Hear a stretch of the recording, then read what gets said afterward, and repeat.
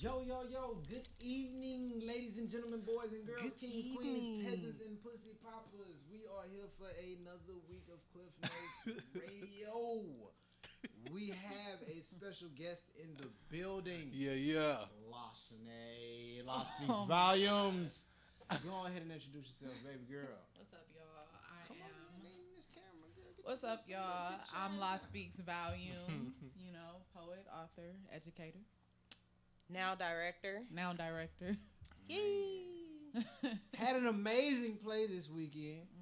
The Waiting to Exhale poetry play was this past Saturday. Yes. I believe that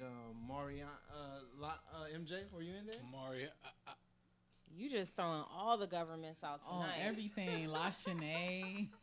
Let me just say this. You don't know if I'm out on bail. You just throwing my little shit out.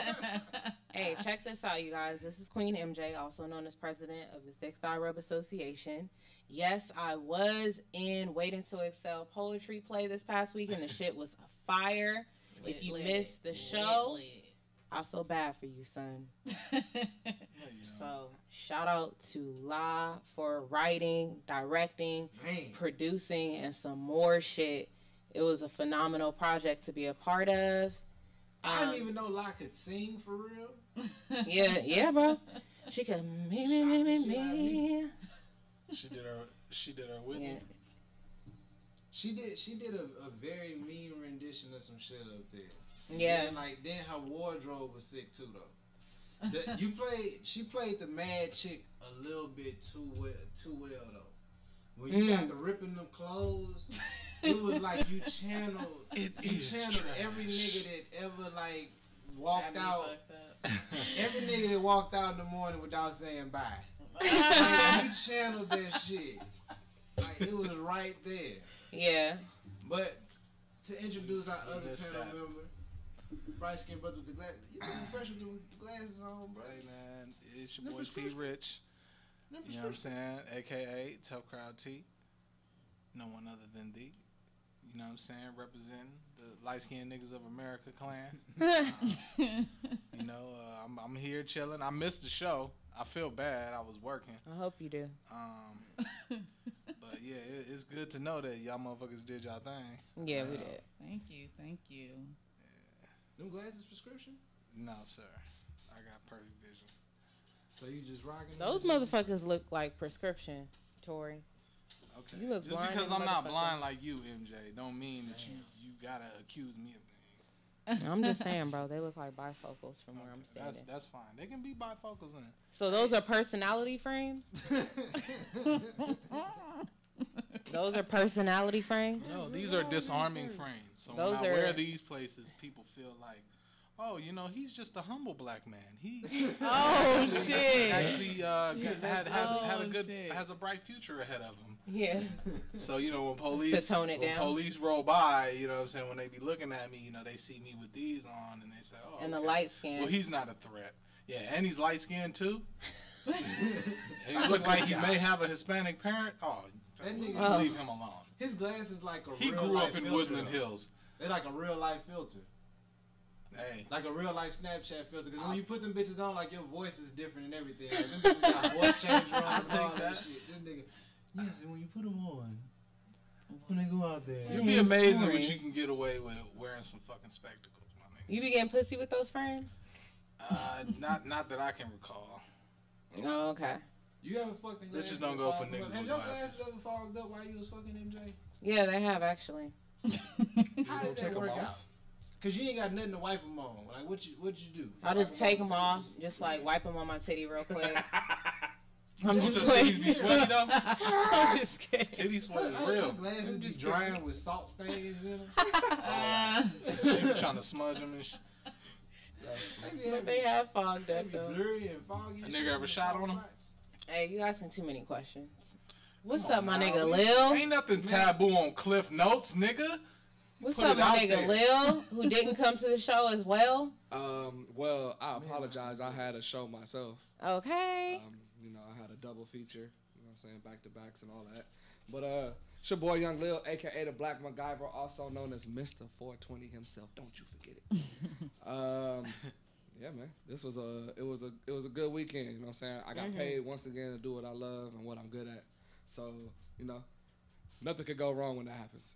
Good for you, Lily. I mean, as long as y'all keeping y'all STD checkups together, man, I Yeah. feel like you're gonna have a profitable business, my nigga. Jalil makes porn on the side, guys. Yeah. I said said Teddy Bear 367.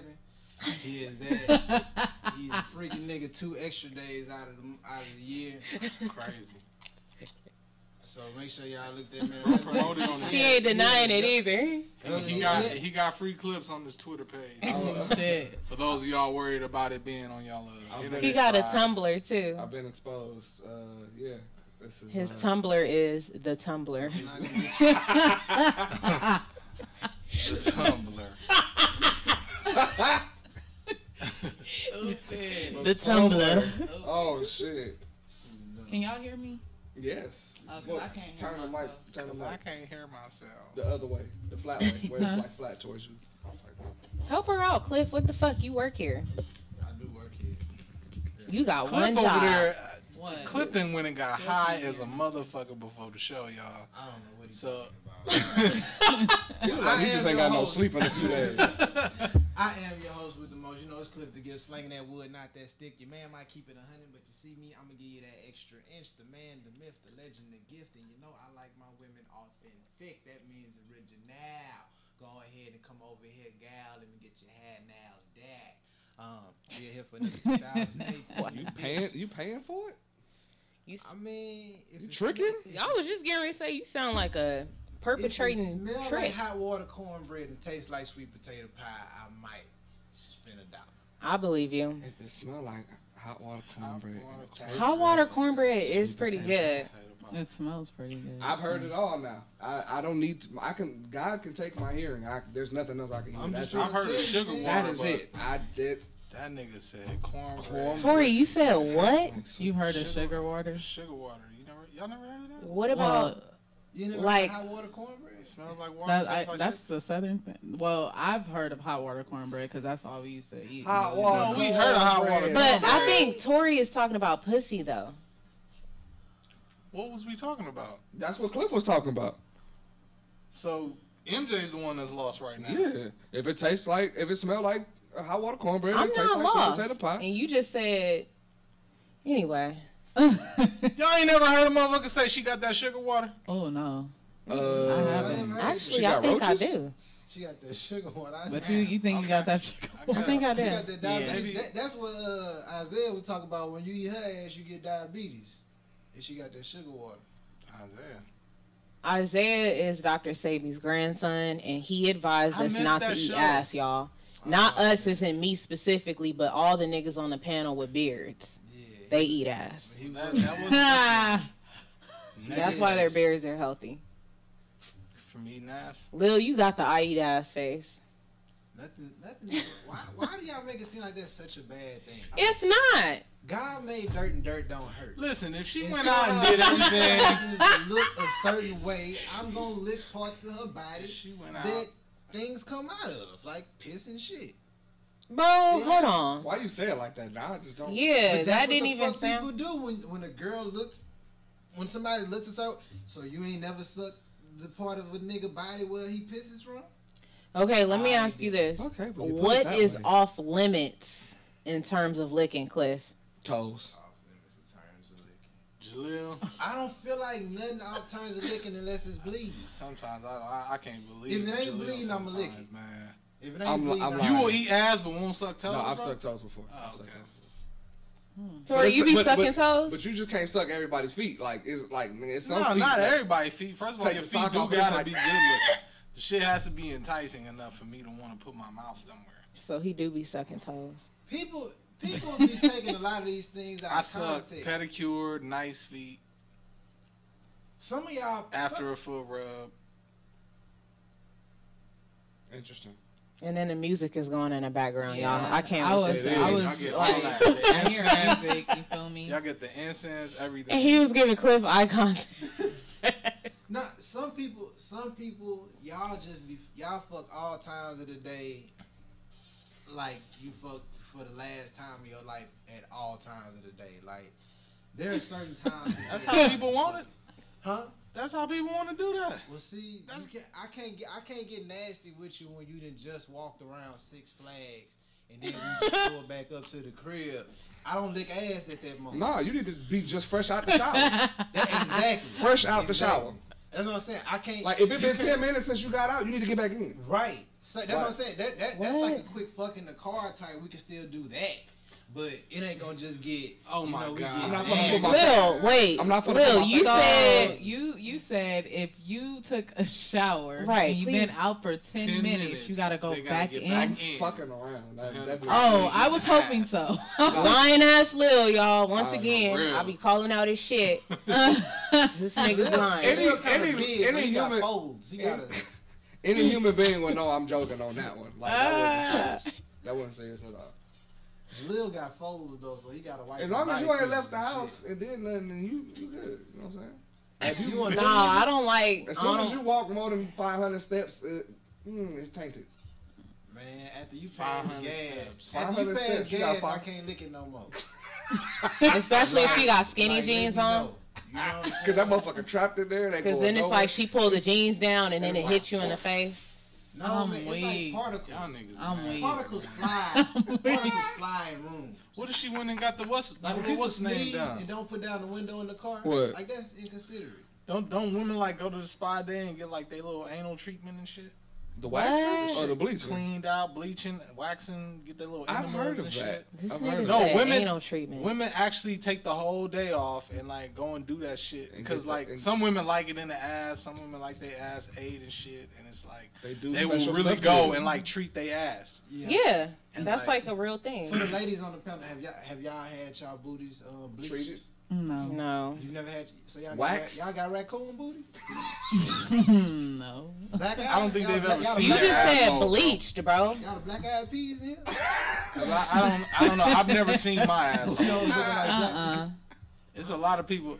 Most people ain't never seen their And ass. it's not just for women though. Nope. What? Yeah. Never wanted It's to. not what you're talking about. Is women don't just do that; men do it too. I have a homie Yeah, who men actually that actually prefer So have you penises gotten in their your ass. ass Actually, probably I've never wouldn't do had that. my ass bleached. Oh, have you had your ass waxed? No. No.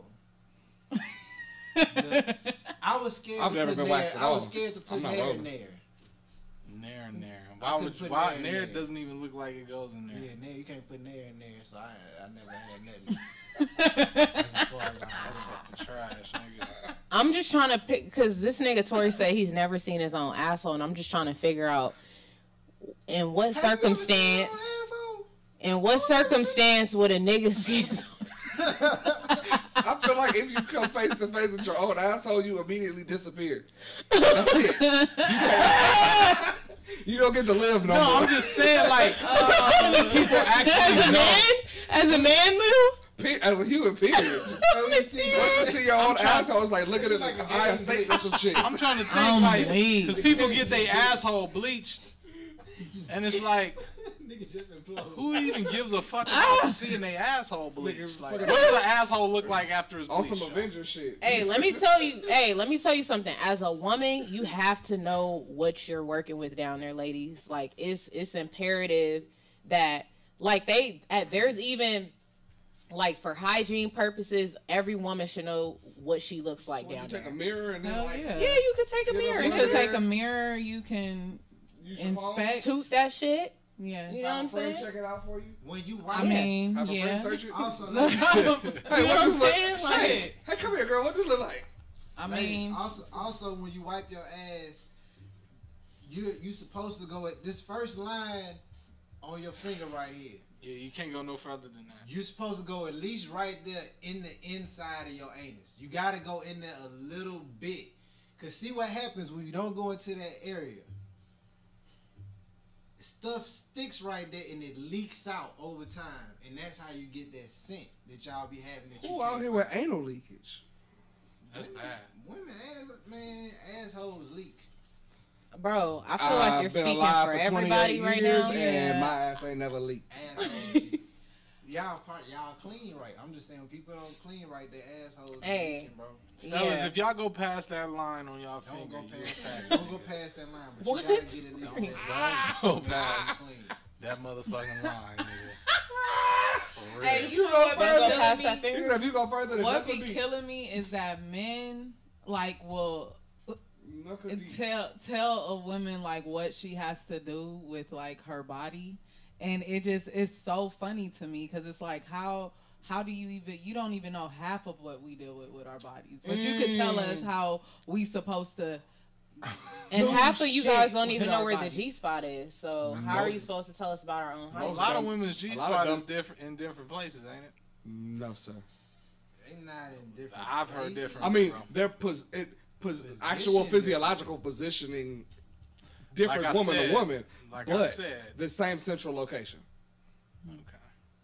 It's definitely the same general. No, I'm not gonna it argue just with always you, bro. amazes me how dudes do that though. They'll tell you that They'll like what you, mansplain the woman's body. yeah, like you know. But women will tell a nigga how to be a man. Nah, In the same breath. Like, y'all to tell a nigga. I'm not what gonna he's tell a nigga supposed how to do wipe under his balls and do. I'm not gonna tell a nigga that. I don't I know. mean, I'm gonna tell a pretty- nigga. That's I pretty think straightforward. that's the problem with some of these niggas, that a woman ain't never told them how to wash themselves. Hey, It's look. some, I'm telling you. I'm about to Please. go there right now. Go, Please. please. I'm about to go. go there right now. Pull up on me. Hey, fellas, you need to wipe your tip. Okay? Oh, that you do. No, you got dab, wipe, whatever it is. You guys need to do that. Because the same thing with females, if we don't wipe ourselves properly, it goes hand in hand with being a man. And then it's like you guys want head, and it's like, ugh, what the fuck is that? And then just That's piss all is day, it. baby girl. That's his all day. This is piss Do I need to go into It's deep? pissadoo. I'm serious. Like, you guys are just all that But what- shake shit. No. The thing about it is men, we have what's called urinals, okay? Now, They don't have no toilet paper tissue is down not there. near a urinal. Anywhere near it. So unless you one of them niggas want to stand in line to go into a stall to get some shit. Walk to the paper towel dispenser With with your your dick dick out. I mean, what nigga is doing that? Hey, excuse me, bro. Hey, bro. Hey, excuse me, bro. I'm about to just go ahead and reach for these papers. Yeah, Hey, bro, pass me a paper Hey, towel. bro, hey, bro. crunch the I'm not handling thing, this shit while crunch y'all- the handle down one time. I had you shit while your dick out. What the fuck? It's a, it's a little sensor right there. Hey, just wave your hand over it one time, my brother. But you can wave your dick, though, and then it'll come out. My mama never knew what a men's bathroom looked like. She never knew what a urinal She's was. sitting there by yourself. So Nah, imagine you going there by nah, yourself. she- and we this was nigga with watching- his dick out, we so was like, hey, watching- man, go over there. No, I remember being a kid and we was watching a show and it was a scene that had the fucking man's bathroom and shit and it was urinals and she was like, "That's what a man bathroom look like?" I Wow. was like, "Yeah," you know. But so I'm guessing urinals is like a relatively newer thing. Something that At happened. what age did you guys, each of you guys, the men on the panel, at what age did you guys start going into the men's bathroom by yourselves? Tori. Because you know how I like, can't even. Like, I don't even remember. Like, I was a little kid, Yeah, very little kid. because Five, a lot of six? a lot of parents they walk their male child into the ladies' restroom. Probably about 5. yeah, like 5, 6. Nigga, I cannot remember. I probably was younger than Probably- that. yeah, like, nigga, you I gotta- wanna you gotta say go the both That ways. earliest- wasn't scary. I want to For say what? the earliest is probably 7 or 8. That I can remember, probably 7 or 8. But see, you know what would be weird if the father was like taking the female child into the restroom. No. My dad had to do that because he had a bunch of girls. He had 10 girls. They do say that shit. Remember they had that issue come out with that pastor. He had his granddaughter and he was in the tub with her. Now he had on boxer shorts, but you couldn't see the shorts. And so he was in the tub with his granddaughter, and she was naked in the tub with him, and he was like bathing his granddaughter. I've always felt like that was weird. You feel I mean, you feel I that don't. I don't see the problem in bathing your child, but just being in the tub with them and shit. Like, But if you close, I don't know. This is his granddaughter. Especially like in the younger He in the had younger all his years. clothes That's what on? you. He had on like pants. He had on swimming trunks, but you can't see him because he in a tub. But he was giving his granddaughter a bath. Would he give his grandson a bath? That same way. I would See, that's assume the so. that's the argument. I don't think like I said, when you heard him talk about it and you heard the daughter, because it was his daughter's daughter. It wasn't like that was his son's daughter. Right, you know right. What I'm saying? So his daughter was raised. He raised his daughter, my nigga. You know what I'm saying? Yeah, and his daughter was like she know her dad wouldn't be in there doing that with his granddaughter. I'm pretty sure, being that he's the grandfather, he probably comes from a different era. You know, it's a different time period. Stuff like that, probably you look past that. But these days, everybody's so touchy when it comes everything to kids. is so like sensitive. Yeah. Super Just sensitive. not It was a not nigga- even just kids, just period. Like, it was a everything nigga is told me he sensitive. he took a bath with his son before, and I was like, my nigga, why would you do that? Well, wait They a minute. actually Like, suggest you know, like when it's- your child is a He baby. was to young and shit. I was like, nigga, I don't My care. dad- That's my weird dad- to me. That's not weird, bro. Like To me, it's weird. there's parenting books that actually show that like the parents should like when you go Show in the the shower kid- and you show go the and child. yeah. I understand that, but Especially it's when they're one a baby. thing to be clothed on the other side of the tub, but it's another to be in the tub with. I don't know. For me, it's weird. Y'all Well, the number look to at- call in is 310-955-4966. 4966. I was gonna say my dad when my brothers got to a certain age, like, and he was like, "All right, I'm not washing your ass no more. I'm gonna just show you guys how it's done." Like I remember my brothers showering with my dad, and I don't think that's weird. I think as a society, we also need to look at the fact that we're so sensitive when it comes to nudity and sex, And we're hypersexualized. and we're hypersexualized. So it's like, nigga, like, first of all, you birthed that child. You know what I'm saying? So it's like, I would do the same thing with my daughter. You know what I'm saying? So if you could show your son how to piss, Remember that video Then- I sent y'all when that I remember the other dude that he was some talking about niggas his take it kid too play with his far? dick and shit. Yeah, some niggas take that shit too fucking far. That's fucking weird. But it's different. Like, for me, like, I know when I was a kid, when I was a baby, like, my daddy had to bathe me. You know what I'm saying? Then he was older, he had a stroke, and he couldn't fully bathe himself properly. So I would have to come in and scrub different parts of his body for him because he physically wasn't able to.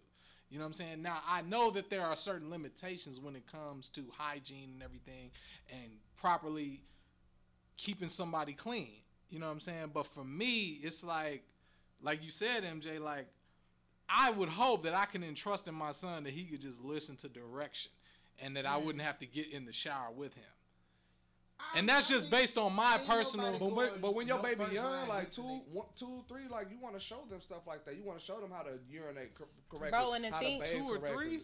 bro, and the thing is too, with kids, they don't know that like body parts is like bad. weird. Yeah. Right. It's our twisted minds that sexualize everything. Yeah. Like, fellas, what was the earliest age that y'all started using deodorant?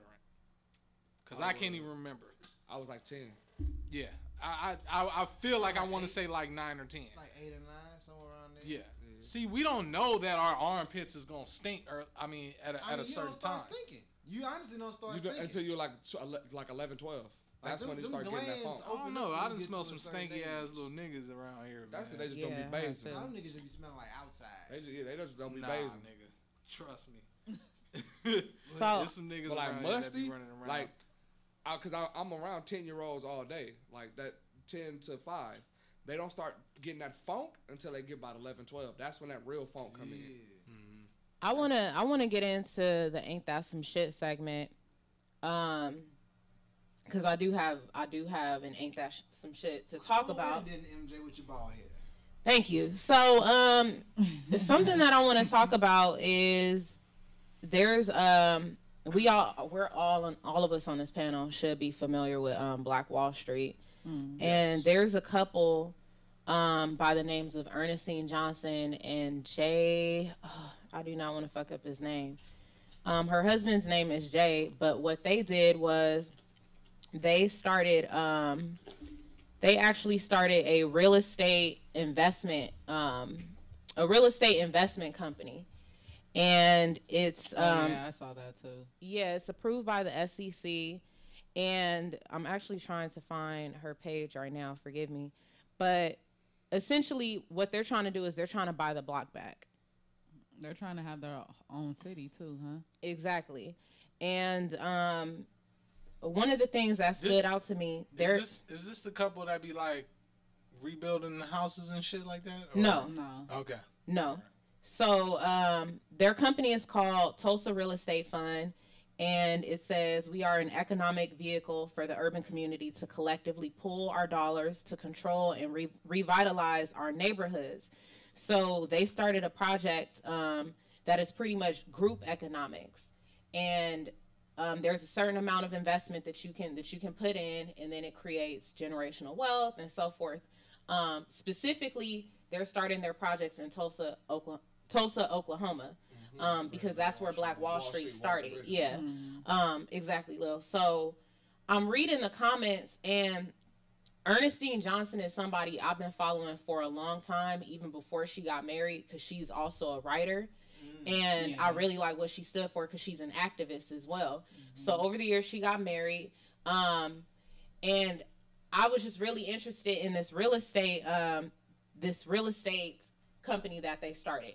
But I was reading the comments, and some of the things that stood out to me were how hesitant we are as a people to partner our dollars together. Yeah, and then it was like some of the comments was like, hey, y'all, don't do it, it's a Ponzi scheme and this and this and that, and people's going back and forth. But so on someone's page, they noted that Black Wall Street, and this is just a few things, Black Wall Street has 600 Black-owned businesses, 21 churches, movie theaters, 30 grocery stores, banks, hospitals, so forth, right? And this is a physical, real, tangible, it's proof that we've done it before. You know what I'm saying? And now we're in a different era where our resources have grown as a people, and our culture has changed. And I don't understand why. I mean, I can see some reasons why we might be hesitant, right? But in the same breath, it's like the facts are right there in front of our faces, and we're so hesitant to come together as a people and do something this big. Why is that so scary? Well, partially in one respect is because I don't know if a lot of people know what actually ended up happening in the falling of Black Wall Street, and what the government did to basically put in our faces what would happen if we tried to rise to that type of power again. They bombed that city. That city went down in a blaze, all over bullshit. Do you think we still have that same fear, though? I feel like in some it's embedded, in others we just don't know. And a lot of people don't know. There's a lot of like athletes that have millions of dollars, and I hear my grandfather complain all the time about, why don't these athletes go buy property, go do this, go do that? It's because their financial managers, which most of the times aren't Black, right? Whenever they think, oh, I should go buy land somewhere, or I should do this, they always gear them to something else. No, go invest in that. Go invest in that. Go buy this business, or go buy a Wingstop. Law, what do you think, Law? Why are we so hesitant to come together with our money? I honestly feel like people are just scared to fail. And being that you don't see a lot of the times, this is a time right now that Black people are rising. We got, Black Panther, Wakanda Forever. We got all that type of stuff going on right now. You know what I'm saying? But before this time, it was like a lot of that stuff wasn't as highlighted as it should have been. And I think people aren't used to seeing success like that on that type of scale. So, of course, I feel like people are just scared to fail. And then on top of that, how we trust each other, like if we trust each other. You know what I'm saying? And I think that we fall a lot of the times. We are the reason why things don't get further, because we sit up there and we doubt our own, but our But if that was somebody else, like, you know, Caucasian, you know, we have no problem with doing that because, of course, we've seen them prevail in many ways. What it is that I feel like we know. I feel like we think that we know too much. When you know somebody, when you know somebody and you have a personal connection with them, or you see something similar in them, you feel like you just know what they gonna do too well. You know them too well to trust them. And what you want to say to her? That going what you're saying right now, and some of what you're saying live, that really just comes from number one, self-hate, and number two, social engineering. Yeah. That we've been pretty much conditioned and programmed to feel like Exactly. what we doing is not good enough, so we need to just follow suit with And the stay economic, safe. you know what I'm saying, control. Keep it safe. It's almost like what you're saying. Like, I remember Farrakhan saying, once Martin Luther King fought for civil rights and trying to get us integrated and everything, all the black businesses failed. Because now we no longer shop with each other because we trying to shop with all the white folks and everyone else. That's why. You know what I'm saying? And we don't want to build our own black businesses no more. We don't want to build a school system. We don't want to build a black infrastructure because we feel like, well, they ain't going to let it happen. They ain't going to do this. They ain't going to let none of this happen. I don't want to say that. I want to say that it's like low key. I feel like we as black people, we feel like we're defeated before we even start. Mm-hmm. So when you see somebody else doing something and you see them being successful, you feel like they had to cut some type of corner. Yes. You feel like they got some type of deal, or you feel like they cheating somebody out of something, which might be you being the person that's getting cheated by the reason why you're paying so much or something else like that. You know what? And it's funny that you said that, Cliff, because within the comments, because I'm reading people's conversations, because I want to see, like, what are the reactions that we're having to something this big, right? And it's that it's a scam, it's fraudulent, that, you know, he had bread walking into the marriage, and she didn't, and he put her on, and all this other stuff. And stuff that has totally nothing to do with anything. Yeah. Right. Niggas ain't capable of doing this. And it'll never work like this. That's what I mean. It'll never be. Like, I remember Kanye West saying one time when he was on Sway in the Morning, and Sway said, well, nigga, I've had clothing lines before. Yes. And Kanye West said, nigga, it ain't Ralph level. It ain't Ralph Lauren level, nigga. It ain't never been that. Well, nigga, okay, so is that how we measuring success now? Yep. Competing with the white man? And Sway told him, why don't you use your own resources? And that's where that whole phrase came. How Sway. Mm-hmm. But Sway was really speaking facts. No, it all came into what I'm saying now is, if you take out the validation, of what you're trying to achieve, you can be on that level. Right. And that's where Kanye is going wrong, is looking for that validation rather than creating a good product and being legendary in his plight. Yeah. You know what I'm saying? I don't think people misinterpret what you're saying when you use the word validation. And I think you need to be clear on what you mean when you use that word validation. He's looking for a stamp of approval from non-black people and people with wealth, status, and who are high class, and in other words, who are way older than he is, which means they come from a whole different generation of thinking, just off top, and old ideas. Exactly. Right. So you're never going to get that stamp of approval because you're a young black nigga. So do you think that he's going for their approval, or is he showing you that even somebody like you could get up in there too? Bro, he said he looked for validation. Definitely I don't know. That. I don't know if everybody said. Did y'all watch that 2-hour interview he did with Charlamagne? I did. Nigga, he put it out there. He was like, nah, this is what it is. Like, you gotta kind of go out and show these people, like, no, I can do this. I can be one of y'all. But then at the same time, you do have to transition and show people, like, okay, these old ass ideas that we've been praising and that we've been trying to live up to, we can change that shit. You know And what I'm then- saying? and And let me he's say- just trying to say that, nigga, I'm gonna be the pioneer to do it. I'm gonna be the nigga that's gonna change the world. But and every person that's ever tried to do that before him has always been bashed and always been hated on and never got to accomplish what it was because we so quick to tear people down instead of looking at what they're trying to do from a logical perspective. We go based off of our feelings and we feel like what you're doing is wrong. What were you saying, La? The thing is, when you talk about logic, first of all, everybody's logic is not the same. And just because the thing is, you have to take out the fact that you might be a fan of his or whatever the case may be.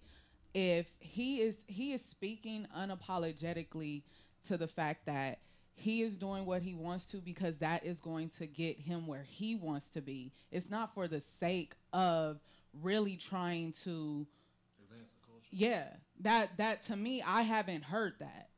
But So- he literally said that verbatim. What you just said, he said that. But people are so busy to take the sensationalized things instead of looking into his direct words from him himself. Even in the How do moments you where sensationalize something? but everybody everybody on social media and all these things pumping up what he's saying when he initially said shit instead of posting up the clarification. Nobody posted the fact that the day after he made the comments where he misspoke, he said himself he misspoke.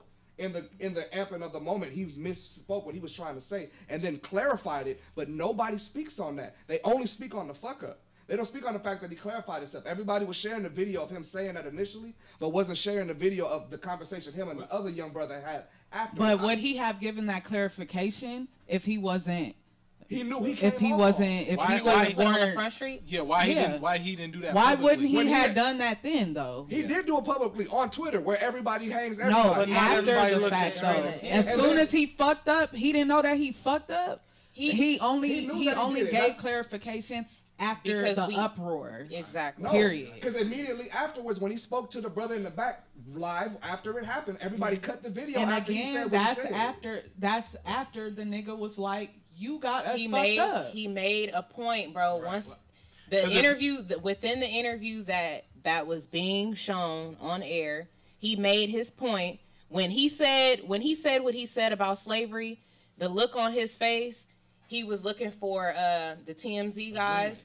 Yeah, he was looking for agreement. If you look back at that interview, He was kind of looking oh, like, y'all niggas not feeling me on that? exactly. Like, So he said what he said, and that's fine. But my I point don't- being, my original point for Ain't That Some Shit is we need to stop being so fearful as a community. Let me go to because before you move and jump, because I wanted to go back to how y'all even got to the Kanye thing, because fuck that nigga with that shit. But the validation point, the validation thing, it's the exact same thing with a T-shirt. You validate that T-shirt to make certain T-shirts be certain T-shirts. Yeah. Like, you validate that shirt to be a certain way. It's the print. The cotton, the fabric that shirt is made out of is the same cotton or and fabric that this other shirt is made your out of. conditioning has validated that shit. Exactly.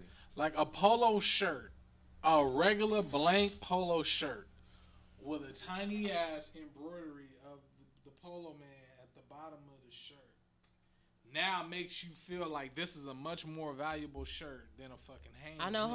homies who think Even that though way. they're the same quality shirt, Exactly. it just has this one little minor detail to it. But that's the same way that we do each other with that validation point when it comes to buying black and it comes to doing other things. We're looking for that polo stamp on each other. Exactly. You trying to put this polo stamp on somebody, or are you trying to say that your brand has to be Ralph Lauren level? Why you didn't do a Ralph Lauren level? Nigga, the only reason why it's Ralph Lauren level is because you ain't letting me be Ralph Lauren mentally to you. You ain't valuing my shirt the way that you value Ralph Lauren. Right. I'm at the same point this nigga was when he started. Right. You know what I'm saying? Like These Louis, companies started people at the got to same- realize Louis Vuitton wasn't always as popping as motherfuckers make it seem now. You know what I'm saying? He didn't start booming until he was almost dead. You know, he was a very skilled trunk maker, but it was the people after him that took the shit and made it what it Come was. through, You know what I'm facts. saying? So I think people just have to realize, like, okay, if you got a homie or you know somebody or you from a city where somebody who you may not know has a brand that's really popping, you know what I'm saying?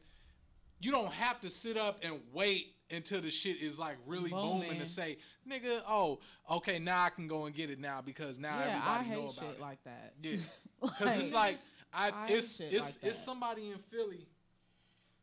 I guess I think their name is Milano or something or Miliano or something, and because it's like I follow a few people that's like from Philly and shit, and like they all rocking the Milano shit, and when Meek got out of jail, the clothing designer had a fashion show at some mall in Philly, and Meek showed up with like one of the little sweatsuits on and shit. And I'm like, well, I mean, that's the thing. We gotta all kind of get on that level. Now, don't get me wrong, LA is a huge fucking city. You know what I'm saying? So we all are kind of trained to like feel like, oh well, if they ain't my peoples, then I don't need to fuck with them. You know what I'm saying? You see that with all kinds of art. Yeah. You know what I'm saying?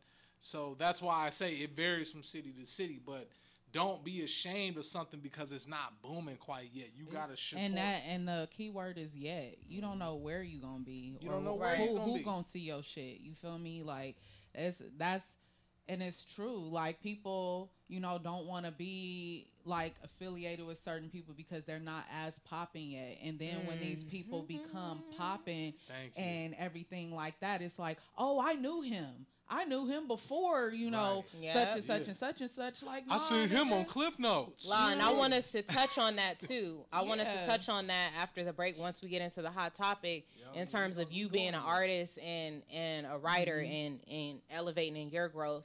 And now, leading up into the play and everything like that. So I think that's a great point that we can make. Yeah, but because I really want to speak to that point, Tori, too, because a lot of your friends, a lot of the reasons why the event ain't popping is because you ain't there.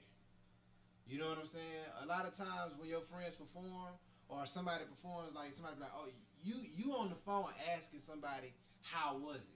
Who's all there? Yeah, who all there? What was it like? Right. Is it jumping? You trying to gauge whether it's worth me coming or not. Right. Or like you that important. Yeah. Like you don't even know. Like the shit might just that get the shit might get cracking the moment you hang this phone up. Right. And you wouldn't know because you're not there, and you don't feel like it's worth it for you to come. And I just feel like it's really fucked up for friends to people, for you to be somebody's friend and you to feel like you to be ashamed of supporting them. That's bad. That's the thing. Horrible. When you like, that flyer gonna fuck up my page, bro. If I post your flyer, I'm gonna lose followers. That's the thing about our society We now. sick. It's like, it's really crazy when I be seeing people like charge others to promote their shit. And if you want, because they have this certain social media clout, that shit gets on my nerves. Because if it's Rihanna shit, or if it's Kendrick, whoever the fuck has this status or whatever, you not charging them to repost that shit. But these are the people who already have this clout. And you repost that bitch picture talking about goals, right? Wow. Yeah. But you won't sit there and your friend can be next to you doing probably. Could be more talented than this individual or whatever, and you won't support them because of the fact that their status is not there. It's not cool. And It's followers, exactly. Followers do not equal dollars. Okay. And that's to all the artists out there, because y'all are full of shit. Some of y'all, Right. you guys have 50,000, 100,000, and then it's like you guys come and perform. You guys come and perform at these events.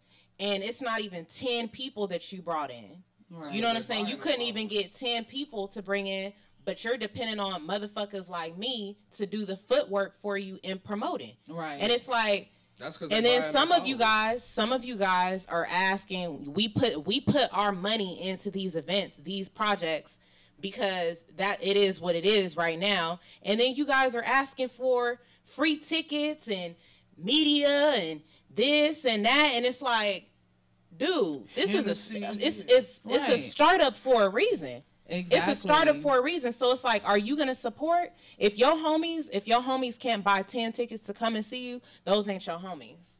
Exactly. And I also want to say that too though, like, homie, I can't support. I can't support your 60 startups, my nigga. Like, eventually this dirt bike got to crank. God damn it. We can't just keep kicking the kickstart. Okay? So, nigga, you got 2 startups with me that I can support. Wait, so so doesn't that go back on the first initial statement? What? Of like people who don't want to promote certain things for certain people or expect to get paid for it. If you wanted to go to somebody else who was a bigger advertiser, wouldn't you pay that advertiser to advertise your product? So why I got to do it for free just because I'm? I feel like it's business. Like I feel like you missed even if I fuck with somebody, I think his point is if I'm going to be supporting you, it has to be shown like you are elevating. People want to see where this support is going, where you're going. You know what I'm saying? So it's like if you still at the same place where I'm rooting for you and shit, when it gets to the 10th umpteenth time that I'm putting myself, you know, out there to whatever support you and stuff, and you have nothing to show for it. Yeah. I think that's what he's saying. But you know what I'm saying? And also what you're saying, Jaleel, too, it's like, no, it is a business thing for me to say, well, I'll pay you to put up my flyer or something like that if I had to pay somebody else to do it. That's promotion. I mean, that's me getting a type of benefit that I can't offer that person back. Right. I can't offer them that same type of benefit. The way that transactions go, we don't always what's being shifted from party to party ain't always financial. Right, but but in terms it's equal in value. Exactly, it's equal in value. So of course. if I can look at Lai saying Lai is one of my peers and Lai might not charge me for something because whatever I'm asking Lai to do might be whatever I'm asking her to do. She can ask me to do something for her that's just as fucking valuable. Really? But if I was somebody, but maybe somebody else can ask Lai to do something. It's like she don't see anything valuable with what they gonna ask her. So the way that she sees it with them is, well, I'm gonna need you to give me this to do this. Right. So, but that I get it. But some people do that. That's what I was saying. Yeah, and there is nothing wrong with that. But I feel like some people take that to the head. Like now all of these numbers and stuff are involved with social media. It's like that doesn't determine your worth. It really doesn't determine where you are in life. And just because I have less than you can't tell me that you're just not going to support me because I'm not up there with you. That's totally different. Some people take that shit to the head. Like it's really not business, bro. It's just the fact that you feeling your fucking self. Yeah. Period. And you didn't earn that. It's just your pictures might be cute, or you might have had a viral video, like everybody's fucking going viral, like, you know what I'm saying? But you letting that get to your head. So now and it'll be people that'll see your startup or see your event that you got coming and will offer to perform or offer to show up, but won't do no promotion at all. I don't get that either. Right. You know what I'm saying? And it's like, well, if you feel so enamored by my event, the least you could do is at least post a flyer. You know what I'm saying? You want niggas to come to your event. You want niggas to see you, right? All right. So this is where you gonna be. And that's why I say too. Like I think things have to be mutual, and I feel like a lot of venues, a lot of businesses, companies, whatever. I don't think sometimes the communication ain't there with how things go down. And communication like is a yeah. They got to be mutual. Like, don't ask me to post a flyer don't ask me to post a flyer I'm not on. That's one. Yep. You know what I'm saying? I hear that. That's one. I'm not on the flyer, but I'm posting it as if I am. And you ask me to continuously do some shit that I ain't on. All right, I can post it, and I will once or twice. But you don't you know what I'm saying? Like, to get somebody there, but. That's why I say it's not benefiting me the same. My followers ain't trying to see me post some shit of you. I was working with a potential sponsor a couple of months ago, and we were having this ongoing conversation for months and months about them being a sponsor, and it was a really very well-known alcohol brand. And the last conversation we had was that he pretty much wanted to pitch my event to the company, and he was like, I know you don't have X amount of followers, but maybe, he was trying to figure out different strategies to like amp it up. And he was like, maybe you can get like a social media personality and da-da-da. And I was like, no, I'm not doing that. No, I'm not about to have, first of all, I'm not about to have somebody who I don't know off of social media, off strength, come to my event just because I want free alcohol there. Yeah. Or even more people to come. What was it, E40 beer? Hell no. But and no disrespect. Them E40s is no disrespect to E40's brand. You know what I'm saying? But no. Oh, it was silver. Yeah, they do them motherfuckers. But my point is, they were challenging me to do things outside my comfort zone to receive their sponsorship. And ultimately, I was just like, look, I don't know if you read the campaign. I don't know if you read this and that, but that's not even what the event stands for. Is not just trying to get motherfuckers in the door. You know what I'm saying? The thing with that is that, all right, so y'all got to the end of where y'all didn't do business. I don't feel like it's no hard feelings from you. There ain't no hard feelings from them. The thing about it is they didn't see it as being mutually beneficial. Another thing is people are so gassed the fuck up in LA. People are so gassed up in LA to the point where it's like, if they're representing something, a brand, or they're popping on social media, it's kind of like, this is what I can do for you. Mm-hmm. You know what I'm saying? And I didn't like the attitude. You know what I'm saying? I didn't like the attitude and what was being represented by the brand. And I'm like, if you're the person who's representing the brand, then this probably isn't going to be a mutual relationship anyway. It's not going to be beneficial because I don't ever want you to feel like you're doing me a favor just by providing sponsorship, because there will come a time where you guys will reach out. Yeah. Mm-hmm. And that's, it's a lot of people that get like a big misconception about LA. Yeah, there's a lot of opportunity out here. That's why a lot of people flock to this city. But nigga, it is a whole lot of lies told out here. It's a whole lot of shit being done that's very foul. It's some crooked motherfuckers. Yes. And if people be popping on social media and they be not homeless. Ready for all of that, nigga, don't. I promise you, do not come out here. Get what you got going out where you at.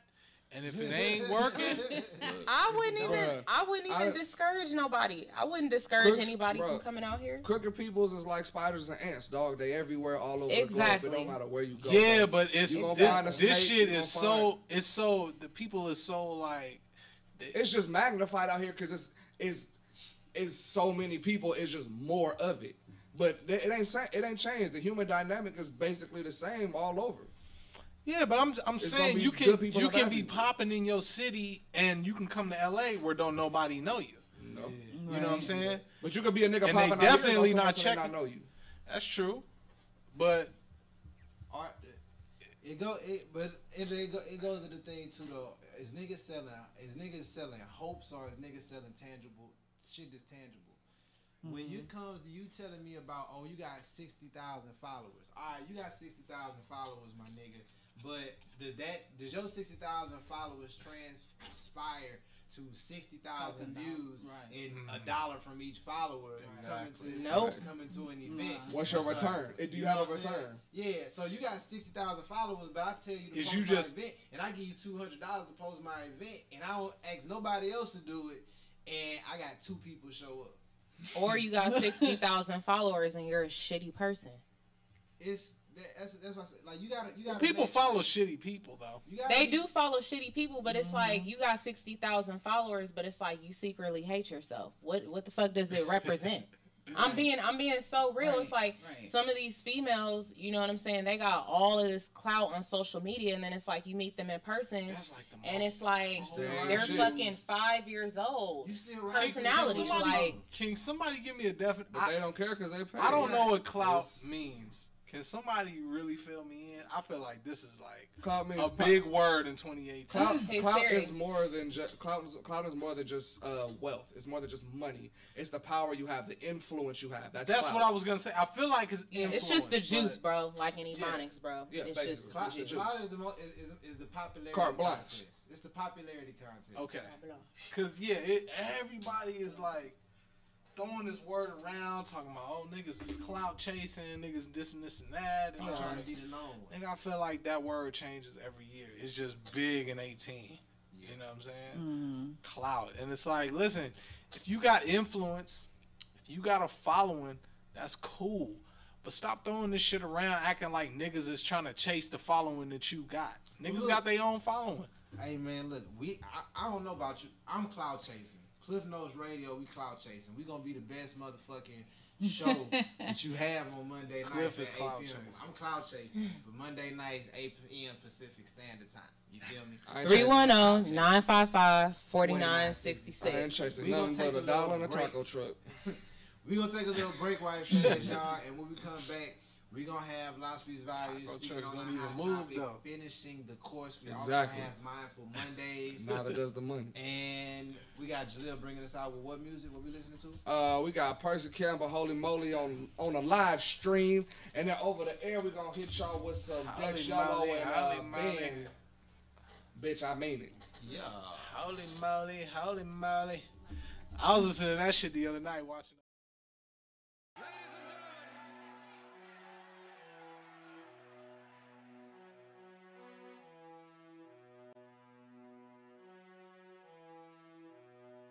Super only with the moolah.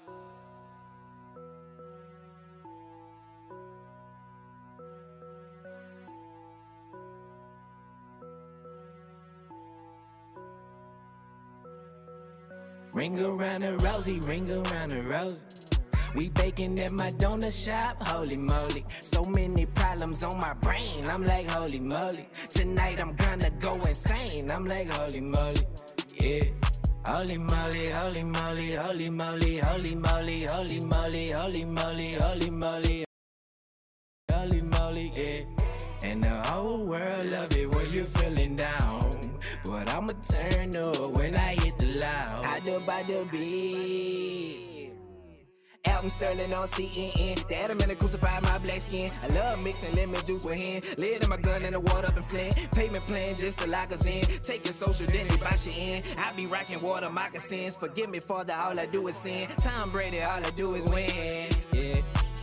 Ignorance is bliss, niggas talking shit, sit by myself, Colin Kaepernick. Police pull me over, ask for registration, they enjoy this shit like it's masturbation. And my grandmother on a breathing machine. Try to be strong, I can't comprehend what it mean. Mustang pedal to the metal, making it scream. Better know in hard times you need family to lean. Lean up, remember the game of no prenup. Fucking around, you get beat up. I'm so hard to see pre-nut. Never GIV up. Sick of the HIV, bruh. Oh my God, I got a fever. Singing out, I'm on a ring around the rosy, ring around the rosy. We baking at my donut shop, holy moly. So many problems on my brain, I'm like holy moly. Tonight I'm gonna go insane, I'm like holy moly, yeah.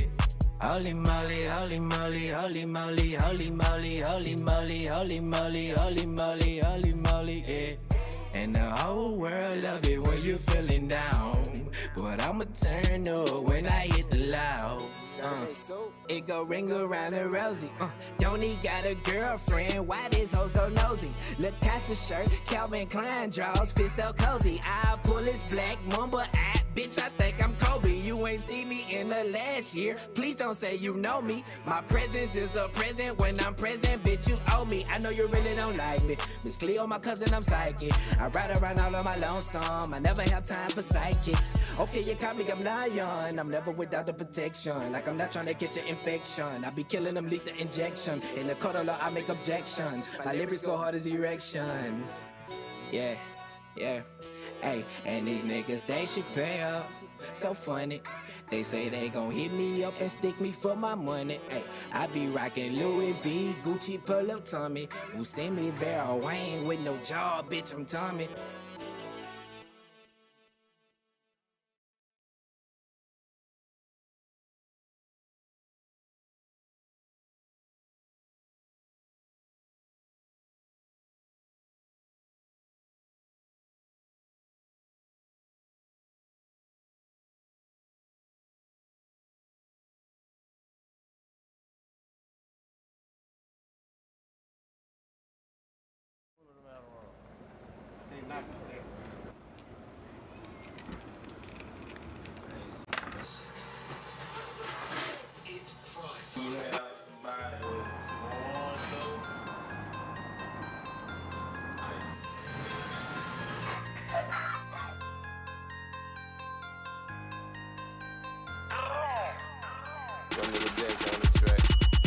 I mix the dab with the sauce. I scrape the pot with the fork. I let them fly like a hawk.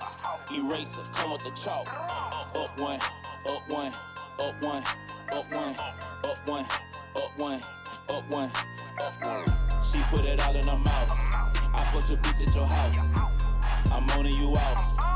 30 shots spring out. Up one, up one, up one, it's G. Up one, up one, up one, up one. I'm up like a motherfucker, you can't tell me nothing, I stance in this bitch. Check out my dab in this bitch. Yeah, I might dance a little bit. New Moschino with the Valentino. On a damn nigga, Dan Marino. Draco Nino, make a Macarino. It's not a game, I don't play Nintendo. I got the lasagna from Geno's. I rock the Zana in kilos. Ever seen a bitch flock to a nigga? Pay attention, I'm Picasso. You know what I'm saying, little nigga? I run up them bands, little nigga. I break your hands, little nigga. If you reach for this chain, little nigga. I put the dab in the sauce. I put that gag in the mouth. Smoking out the pound, beating up the pack. Yeah, I was bumping that dog.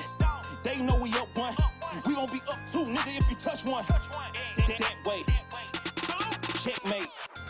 I mix the dab with the sauce. I scrape the pot with the fork. I let them fly like a hawk. Eraser, come with the chalk. Up one, up one, up one, up one, up one, up one, up one, up one. She put it all in her mouth. I put your bitch at your house. I'm owning you out. 30 shots spring out. Up one, up one, up one, spit one, up one, up one, up one, up one. Put a one on a one. Now I'm really up one. Met 4 base heads at one spot. I can hit a home run. Plays, plays, plays like a rerun. My balls raw. They underdone. Can't let no nigga take my mama's son. First block on a hopscotch jump, I'ma stand over one. Spit guy, she call me Spitter. My little nigga say that hard back like an armadillo. Just bought a scale, had to weigh a nickel. Said 5-0, tried to hide the pistol. Weigh the dog food on the same scale that I weigh the crystal. And I bat a nigga with the same hand that I weigh the pistol. I mix the dab with the sauce. I scrape the pot with the fork. I let them fly like a hawk.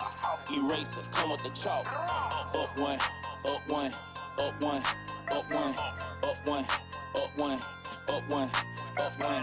She put it all in her mouth. I put your bitch at your house. I'm owning you out. 30 shots spring out. Up one, up one, up one, up one, up one, up one, up one, up one. Pull up on niggas with sticks. I scrape and then wash the dishes. Send my leg on the mission. I'ma go get it. I make it happen, little boy. I dropped the juice in some cereal. All my designer got cereal. I got the bag and turned up on niggas. Fire extinguisher, burning them niggas. Sick as a bitch, I'm the illest. Boy, I dunk off the pivot. Get your ugly ass out my mentions. Up, I'ma make sure the pussy get fucked up. Cut up. Your WCW, I cut her. I just left business for a touch up. Pull up on niggas, we sliding. Show me a nigga I owe, I'ma show you a nigga, we swerving the curve, we letting them go, blow. Speaking of blow, she put it all in her mouth. I'm up on your dude, bitch. He wanna be better than we can be better. I promise you, I'm with the bullshit. I mix the dab with the sauce. I scrape the pot with the fork. I let them fly like a hawk. Eraser, come with the chalk. Up one, up one, up one, up one, up one, up one, up one, up one. She put it all in her mouth. I put your bitch at your house. I'm owning you out. 30 shots spring out. Up one, up one, up one, up one, up one, up one, up one, up one, up one.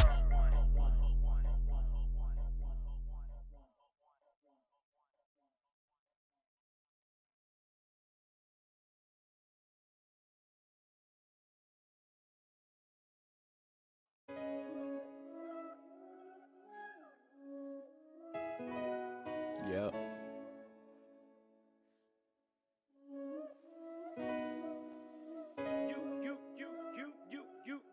Mics on. Yep.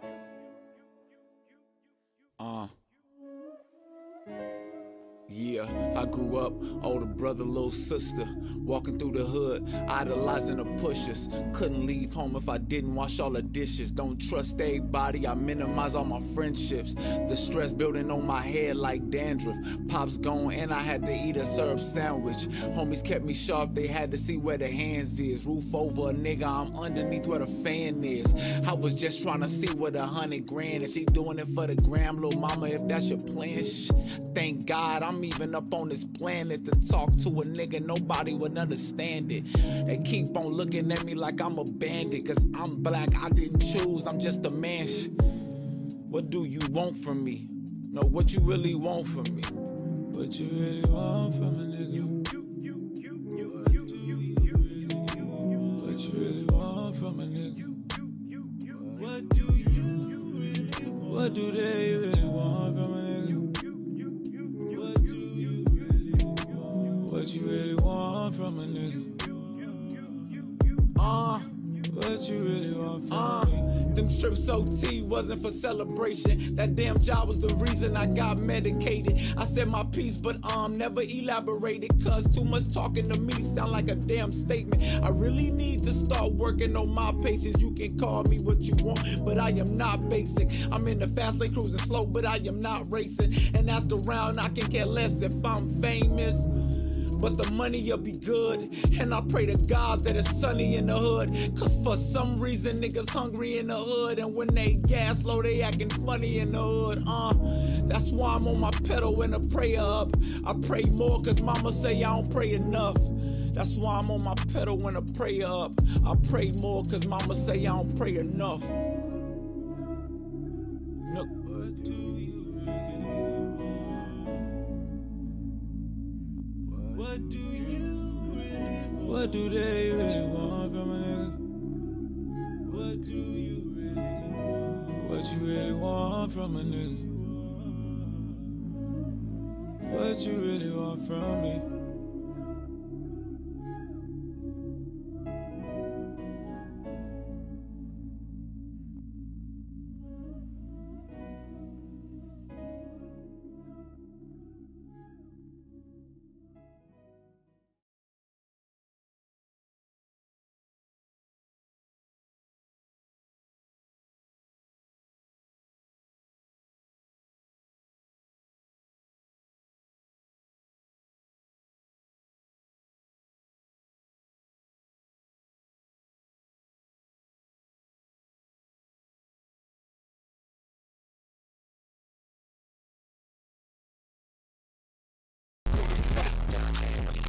Young Spots of none, baby. Young Spots of mom, baby. Where I'm at, where I'm at.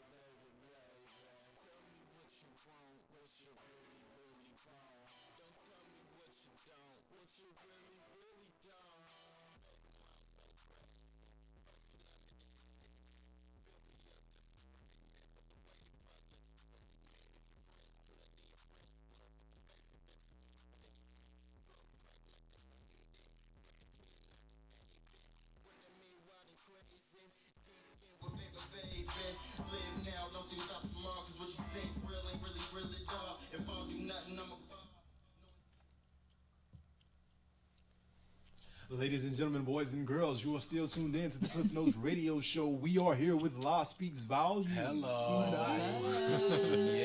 Yes, you are tuned in. We are live. Cliff Notes Radio. Make sure you're following on the YouTube page, also the Instagram, also the Snapchat, also the Periscope, also the Twitter, also the Tinder. Christian Mingle and the Tinder. Make sure you and Christian Mingles meet. Yes. That nigga Cliff sound like.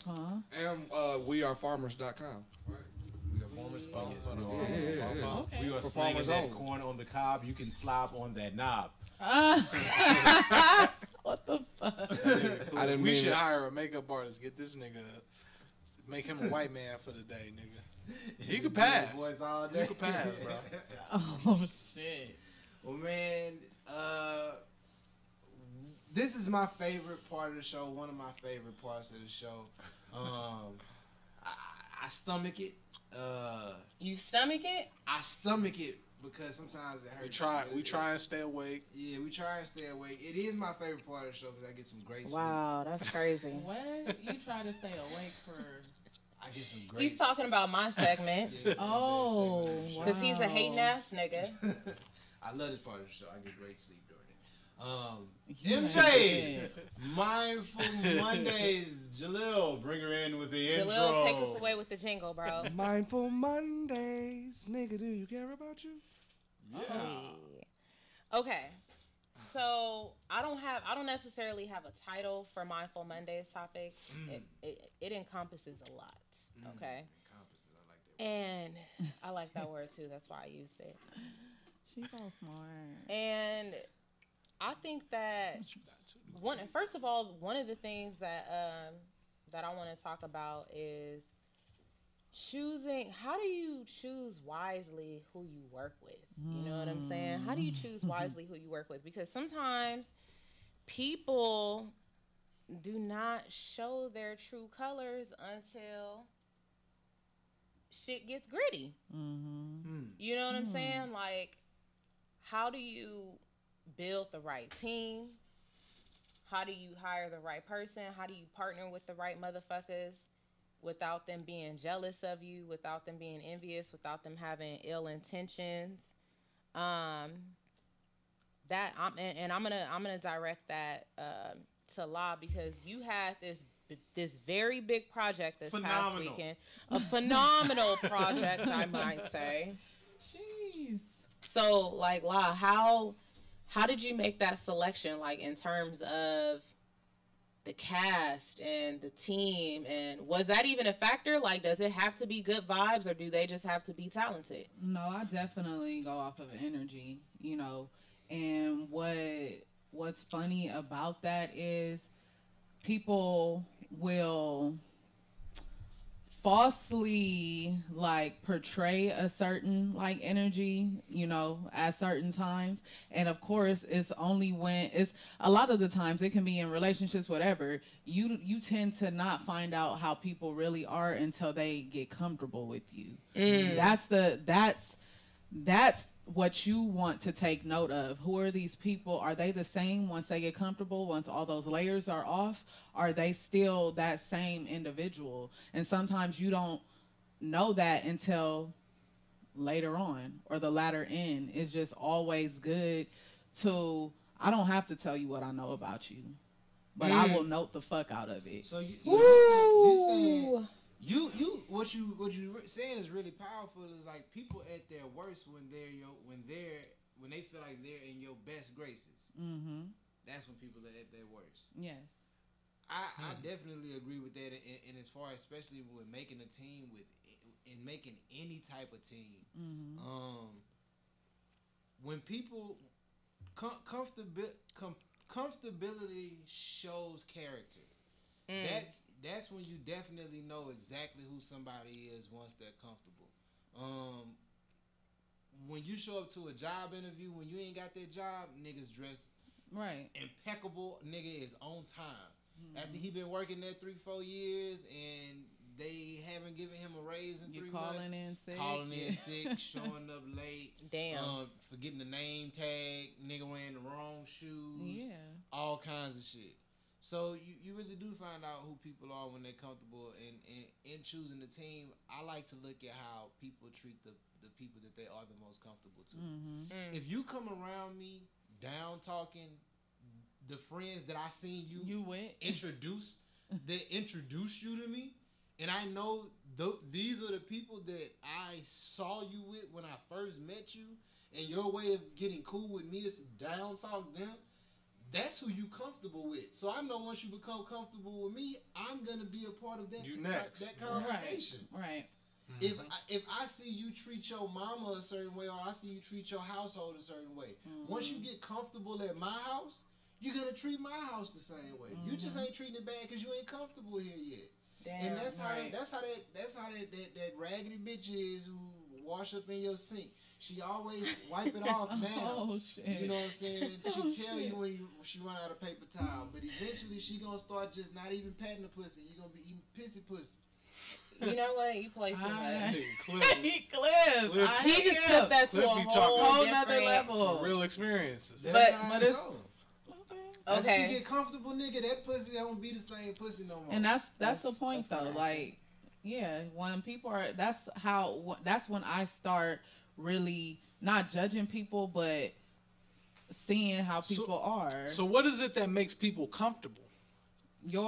Because this is the thing, people, they know when they feel like they've gotten surface you, they have surface you. They think they know you. You know what I'm saying? They don't know what's behind the curtains. So what's leading them to think that that's the surface you if you're not really Because displaying that's because, okay, in every environment, like, people don't act the same. That's just a given.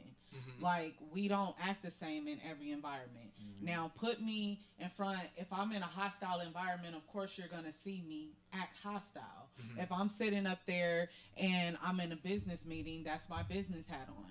Now, if we're doing stuff together and I've developed like a relationship with you outside of the business that we do, and you know, I'm letting you know that you can be open with me or whatever the case, if I show some type of like vulnerability, like that, to me, I feel like that's what makes people comfortable. Especially, like, I could only speak for myself, that people are comfortable with me because of the fact that I'm very genuine, of course, and I'm very open, you know. Yeah. So I allow people to be open with me.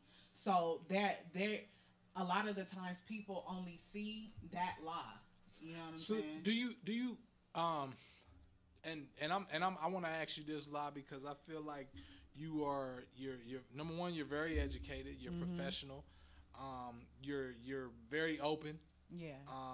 You have there's nothing restricting you from expressing yourself a certain way. I want to ask you, do you feel like it's easy for you to turn it on when you have to? Like, do you feel like you can be an open, free spirit, but then at the same time, 30 minutes later, go to a business meeting and be just super professional?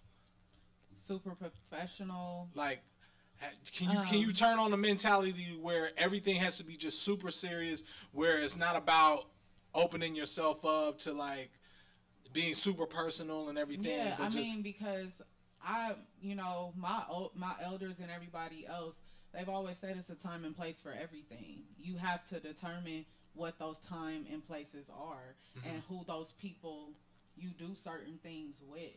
You know, like, of course, if I know that there's opportunity knocking, you know what I'm saying? I'm not going to sit up there and act crazy or be belligerent and shit like that, because you've already assessed the situation and you know what it is. I've assessed the situation, and basically I know, you know, if I'm in an environment with my girls, of course I'm gonna be loose. Of course I'm, you know, stuff like that. It just depends on the time and the place. La, how do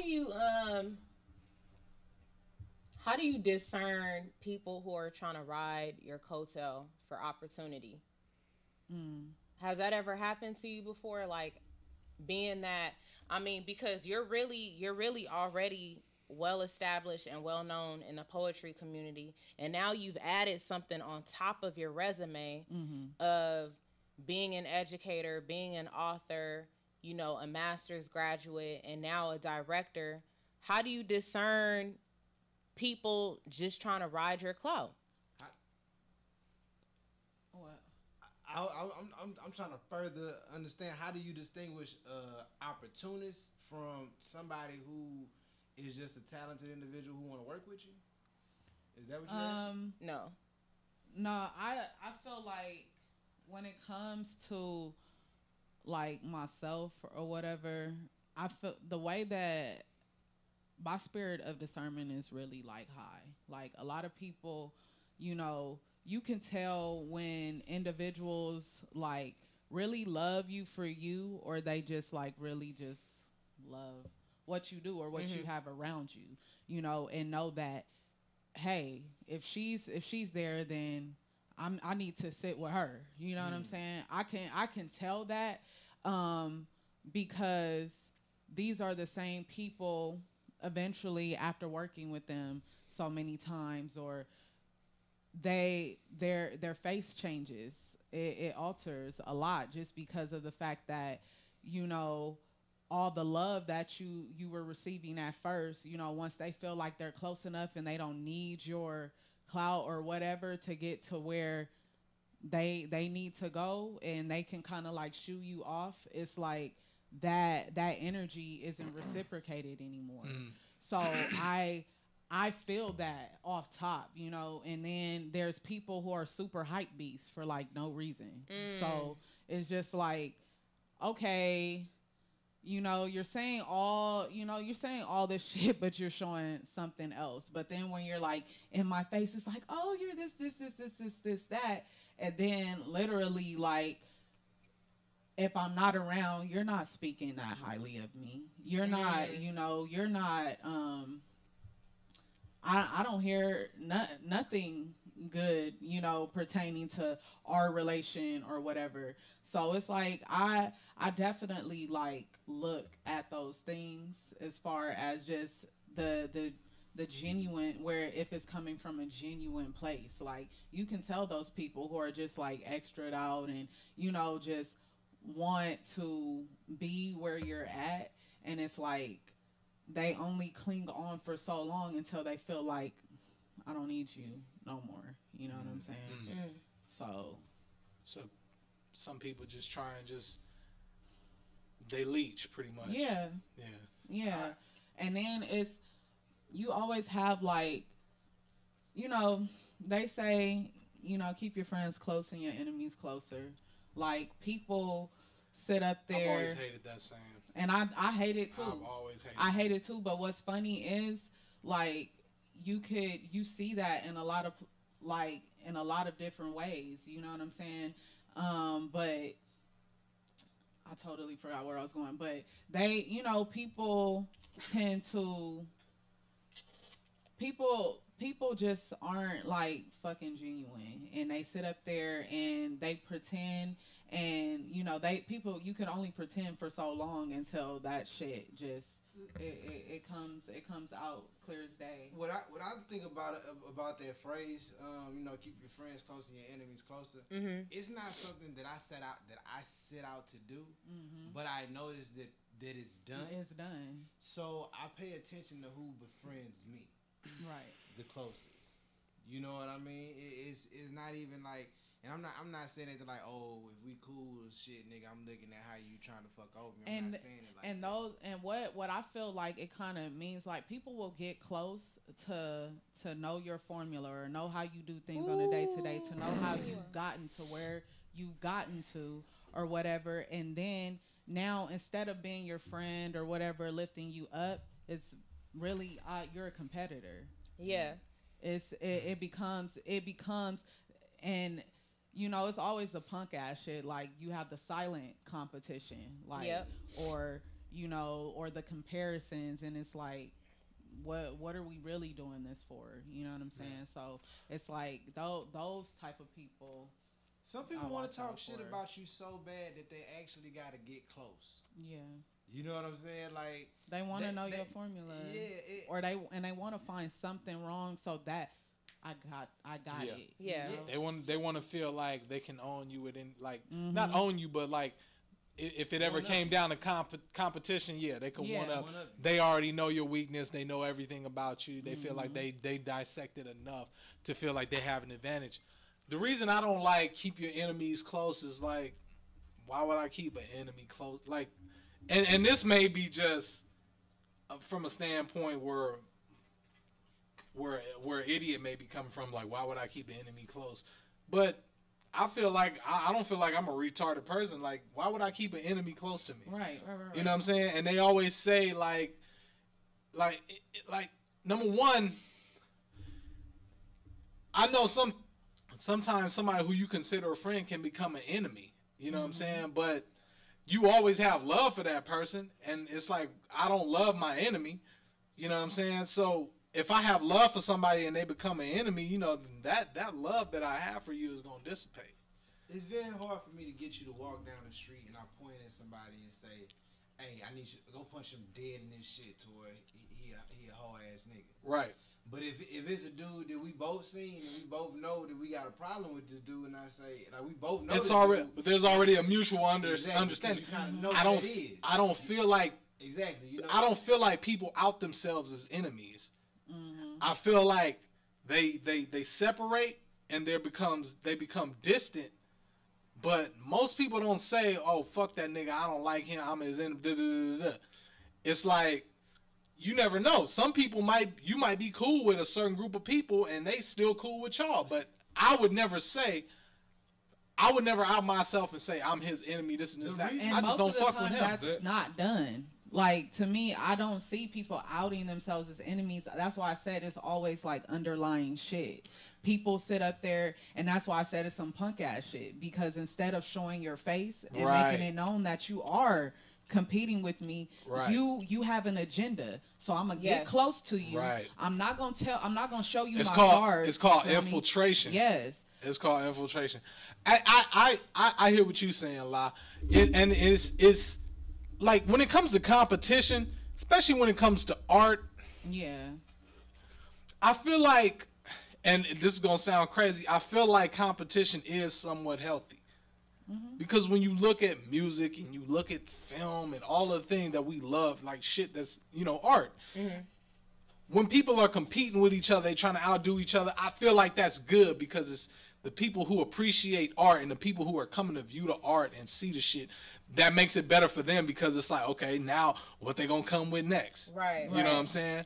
It's like you when you go to the movies, you look at fucking Marvel, you look at DC, you know what I'm saying? You look at Spike Lee, you look at Quentin Tarantino, you saying, okay, well, shit, what the fuck they finna do next? You know what I'm saying? You and like that shit. And there is a such thing as healthy competition. You know what I'm saying?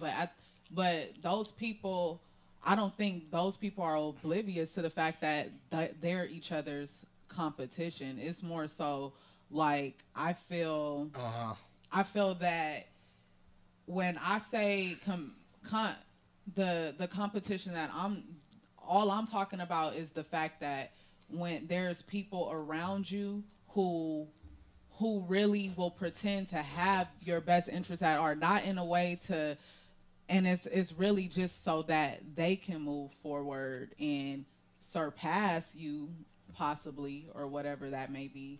But yes, I don't want to say the thing that's being overlooked here is that bitch ass niggas don't know that they bitch ass niggas. Real shit. And sometimes a bitch ass nigga could be a female too. Yeah, it goes from man to female. You know what I'm saying? It could be a female too. The thing is, and we saying that keep your friends close, your enemies closer. You don't know you a bitch ass nigga. You with somebody right now, and you don't understand and realize that those conversations you have about this person when you're not around that person, that's bitch ass nigga shit. Cause you wouldn't say that if they were were around. Right. Yeah. So what happens is that person hears this shit that you were saying, and then they ask you about it, and then now you can't say that to their face, or you change what you said. So you make the other person that you was talking to either look like a bitch ass nigga, or you continue to be the bitch ass nigga because you can't say what you said. And I used to have that problem too, because when I was younger, I used to say the gay homie, because I would know somebody that's gay that I'm cool with, and that's how you describe them. And I would go around the other homies that didn't know him, right? But I would say, oh yeah, you know, the gay homie, you know what I'm saying? He hit me up the other day, and I'm just like, why am I saying that? Right. Because if I'm with him one day and I just spin around the block and the other homies is there, I'm not gonna introduce him as the gay homie. You know what I'm saying? I'm gonna say this is the homie. Right. Hey. You know? So I had to catch myself because I realized like that's disingenuous shit. That's bitch nigga shit. Like I would never say that because it's like saying that he the gay homie. I know the homies is gonna get laughs out of it, but it's like I can't really laugh because that nigga's the homie. But see, you know? Tori, how you even took responsibility and even feeling like that and thinking that a lot of people don't even take the time to even think about how they fucked up as an individual, bro. Like, man, you'll be with somebody all day, every day, and then you'll literally talk about how they operate their life away from them. Do you realize you're talking about the way somebody else operates their life away from them to somebody else who also has no control, ain't feeding, fucking, or financing them, and you conversing with somebody else about them? Yeah, and you consider, but and both of you guys consider the person that y'all talking about as a mutual friend. Right? Yeah, we first of all we all do that. Yeah. To some degree, because it's human nature to just discuss another person's life or their choices, and you may not even your intention may not even be malicious. To hurt them, or to be malicious.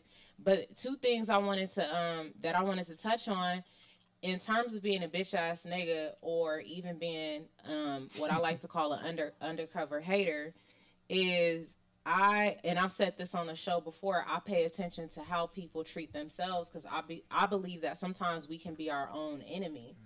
And it's like if there's a female around me who she may not be the most confident, you know what I'm saying? And she's really, and I'm not talking about just basic surface insecurities. I'm talking about she's really, really fighting her insecurities.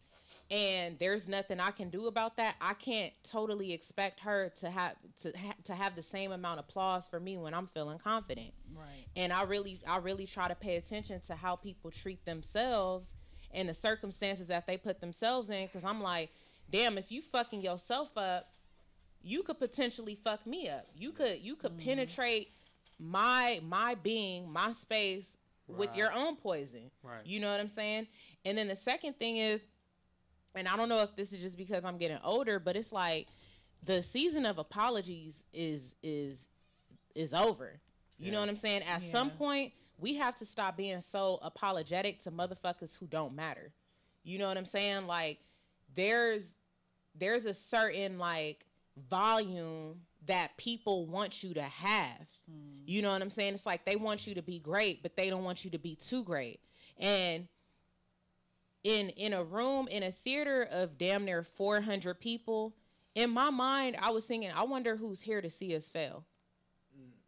I wonder if there's anybody in here to see if this is gonna be a flop. I just thought that, to me, that's like, if that's the case, like you spent your money to see somebody, fail. That's still a W for me, my nigga. Exactly. Well, you know what?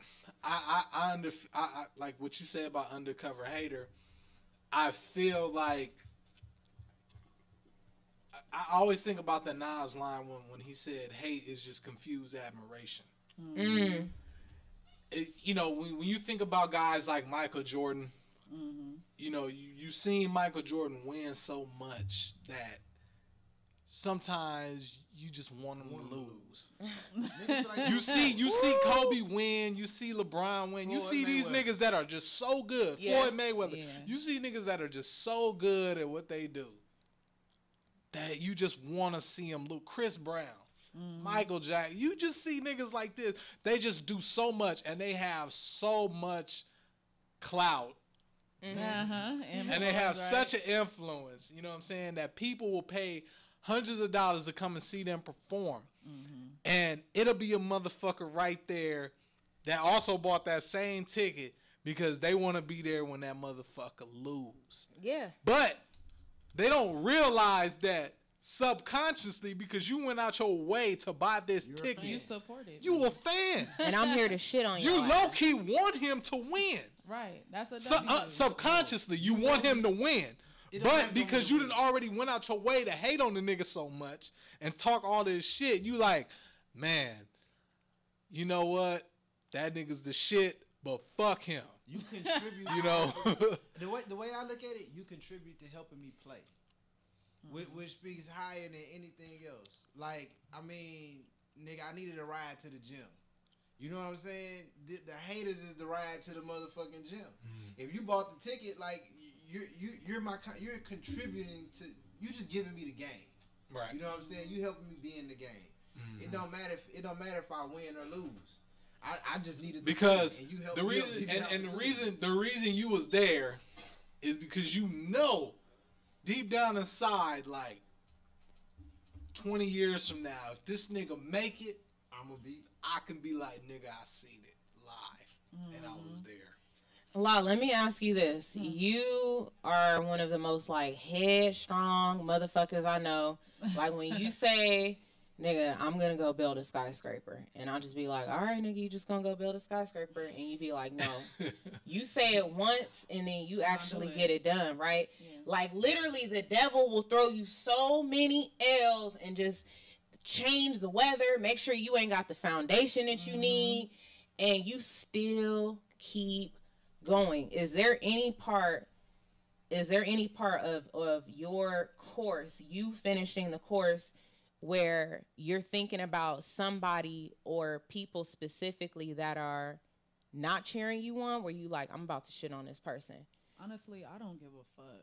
Like, my thing is, like, I've worked hard, and to sit up there and think about people who want to see me lose, that's giving them way too much energy, and it's taking too much away from the fact that to give them that credit is almost like discrediting myself. I don't care that much that you hate about what I got going on or whatever, because at the end of the day, you not gonna make me or break me. I have plenty of other obstacles that I'm facing in life. You feel what I'm saying? To where it's like, I will never give a motherfucker that much energy to think you got one up on me to where you're gonna stop what I'm doing. You know what I'm saying? Giving people that, it's like, I could be doing something else, and I don't really care about what people think or what they say. That's why it's like, if people come to me bickering like, oh, so said this or did this, don't bring that to me, because if I ain't brought it up to you, or if I'm not putting that in the atmosphere, I don't want to hear that shit, because that's not what I revolve my everyday and my, my moves around. I move on my own beat. And that's what I really think that's dope about you too. Like, people really don't get that you are you. Nobody else can be you.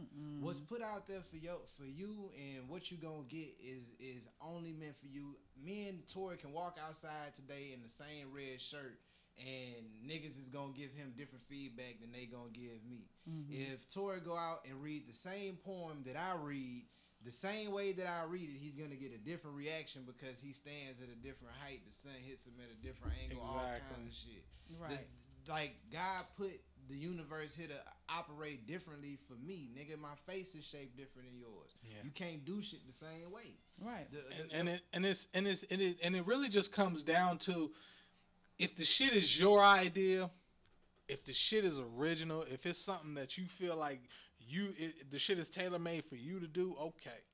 But if everybody's doing it, everybody is following suit, everybody's doing one thing, you can't hate on the next person because they do it their way and this person does it this way. But this man plays the game this way, and this person makes a song a certain way. It's like, this world, especially like in the arts, art wouldn't elevate or do anything else if people didn't have those, if they weren't influenced by people. Exactly. So it's like, for anybody to be like, I'm that person or I'm that, like, nigga, you got that from somewhere else too. Exactly. And as a matter of fact, if they weren't there, you probably wouldn't be where you're at. Exactly. You know what I'm saying? So it's just like, all of that shit, I don't do what I do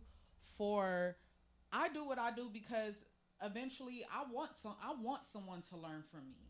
If I fucked up, I'm gonna tell you, like, look, this is where I fucked up, and maybe you might not want to do that. You know what I'm saying? But I do what I do because eventually I want to sow those seeds up on the world to where it's like look, at some point, I understand somebody is going to be better than me. That part. And Someone they is might be going to be better than me, and that is okay. They might be That's the same age as me. okay.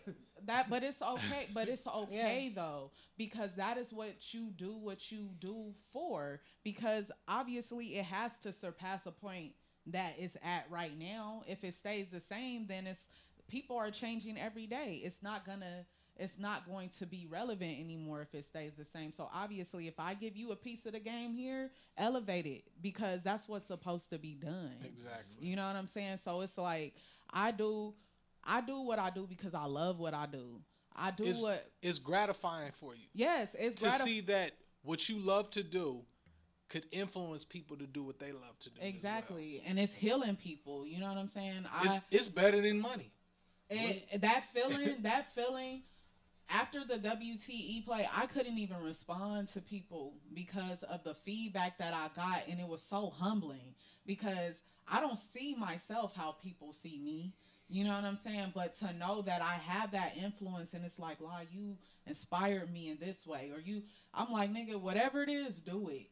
You know what I'm saying? And if you do it better, I'm gonna clap for you because you deserve that. You know what I'm saying? And it's just that's I feel like that's how it's supposed to be. If Tupac and Kendrick and them wanted to be the greatest and just like on their own, then they wouldn't have put themselves in the position that they were in. Right. To me, it's like they are out there and they're spreading these certain messages because they want the people to hear it. And if Tupac said, I might not be the person who changes the world, but I am going to spark the mind that does. Yep. You know what I'm saying? So he's saying somebody is going to be greater than me. For you to say that, and that's the thing, when you want to be that person, if I'm the type of person who says that, because I know I am that type of nigga who says shit like that. Like I want to change the world, but if I ain't that nigga, then hopefully I touch the person who do it. In saying that, I gotta realize, like, the nigga that I'm talking to saying that to might do the same thing that I do. They're gonna execute more than what I've done. Exactly. Richard Pryor, if it wouldn't have been, there wouldn't be an Eddie Murphy without a Richard Pryor. Exactly. Right. Without an Eddie Murphy, there wouldn't be a Kevin Hart. Exactly. And you know what I'm saying? The thing is, like, these things don't always have to be said. You know what I'm saying? Because we know that, there are certain influences in the world that it's like, of course, certain shit wouldn't even be as cool if this person didn't do it first. You know what I'm saying? They opened the door for it. Exactly. They brought it to the forefront. Like Def Comedy Jam. Niggas wasn't as vulgar and stuff and doing all the stuff with comedy like that. Songs. You know what I'm saying? Until there was a platform, and it's like all these, they're doing it. And they opened the door for when hip hop came out, shit, most of this shit was from funk, soul music. Exactly. You know what I'm saying? All the Motown shit, and it's like, nigga, you wouldn't have fell in love, nigga, without. I remember the very first hip hop song I heard, and I was like, I love rap music. Right. You know what I'm saying? And it's like a lot of people don't know, like, the music you fell in love with was spawned from another form of music that you probably don't feel like is cool. And that's what J. Cole was saying. J. Cole was saying that about him trying to get clearances for a lot of the samples that he used.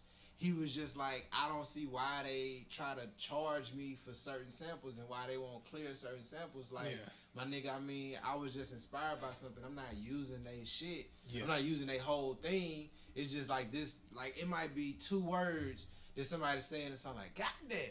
And he got to get that cleared. Yeah. And that person don't want to clear it for him to be able to use on his. And Kanye been doing that shit for years. Just a sidebar. Exactly. Why should that person have to clear it? Kanye took instruments. No, the person doesn't. The person doesn't have to clear it. Or the label or whoever owns the rights to the masters. Why? They don't have to clear it.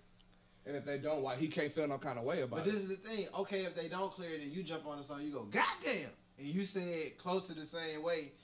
But it just sounds similar, but it's not them. You can still use it. Yeah. But that's the thing. A lot of people did with Gold Digger. Yeah, exactly. And Kanye West.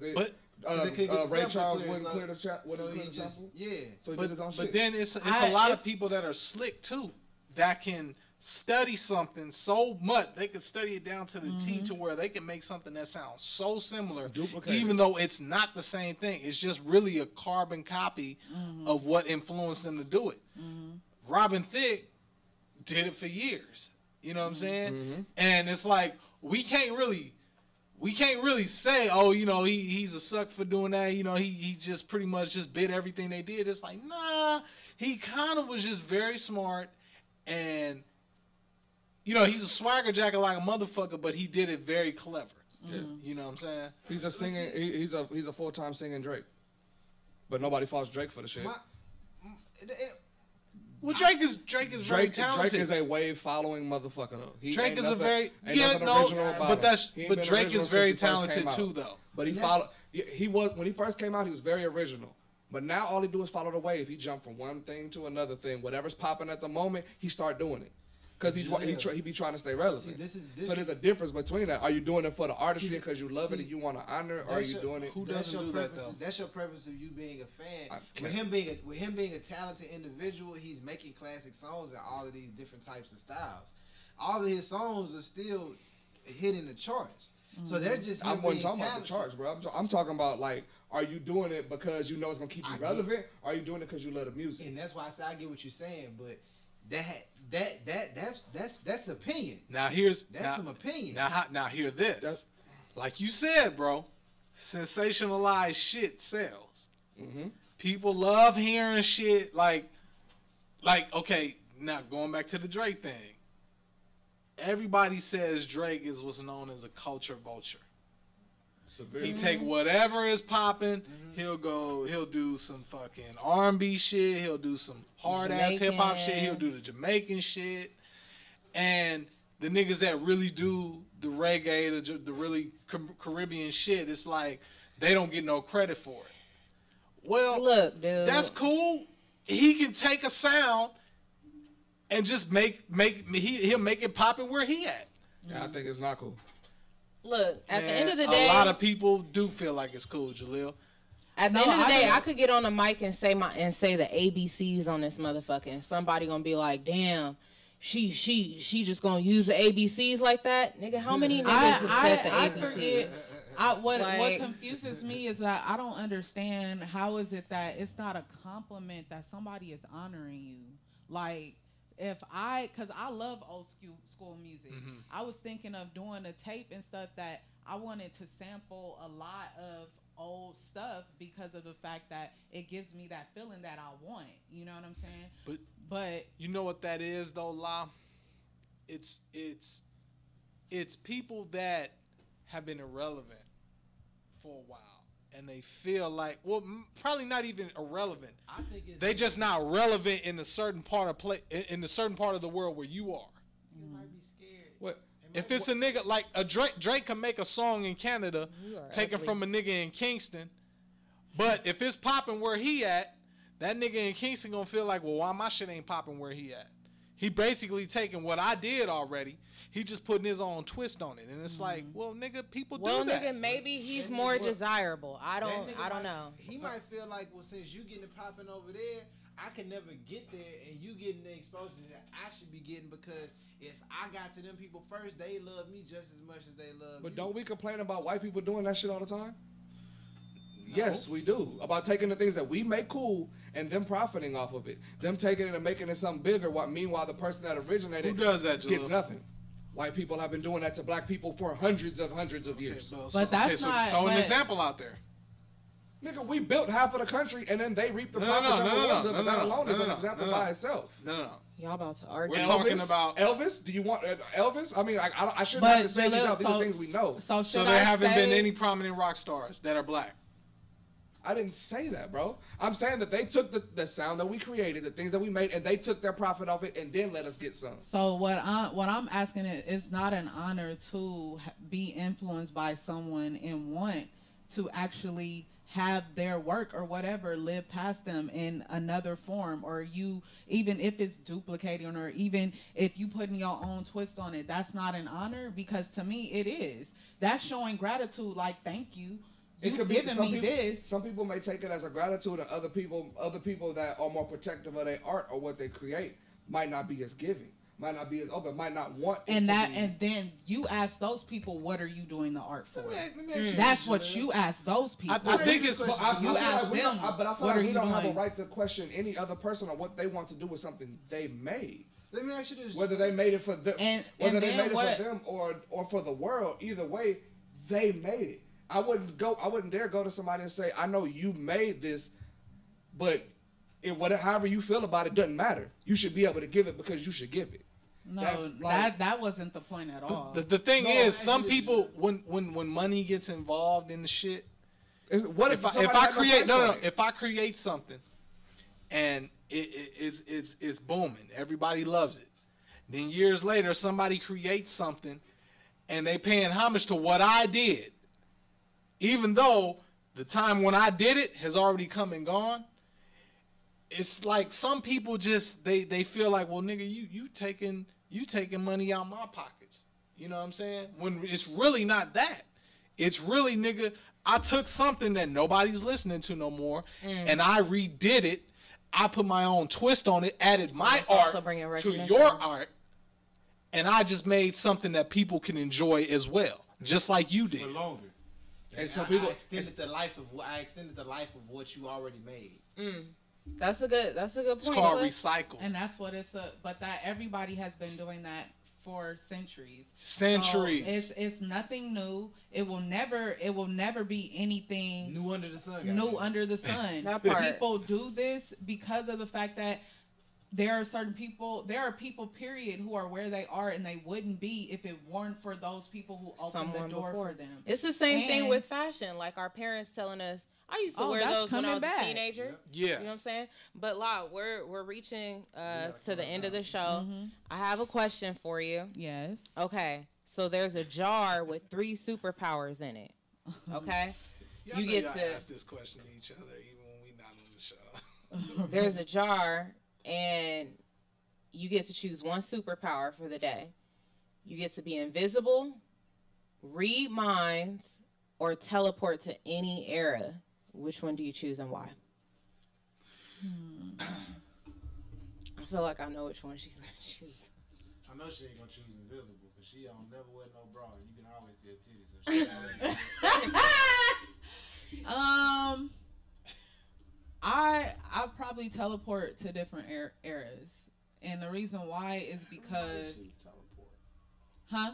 Everyone chooses Everybody teleport. chooses The reason why I say teleport is because, like, I love doing research, and I'm a person who's big on not doing stuff that I don't understand or saying stuff that I don't know, you know. So I want to see like what certain things look like when I, you know, just wasn't around, or certain things looks like that I don't understand right now. So teleporting into different eras, maybe like, okay, this is why, you know, my grandmother does this the way that she does it. You know what I'm saying? And she doesn't understand why I do things the way that I do them now. So I would choose teleportation because of the fact that I just want to understand and have that, you know, that Knowledge. research and knowledge. My last question. We're gonna close out. Ask everybody what they got coming up. But what era and place would you go to? What era and place? What would be the first era and place that you would go to and why?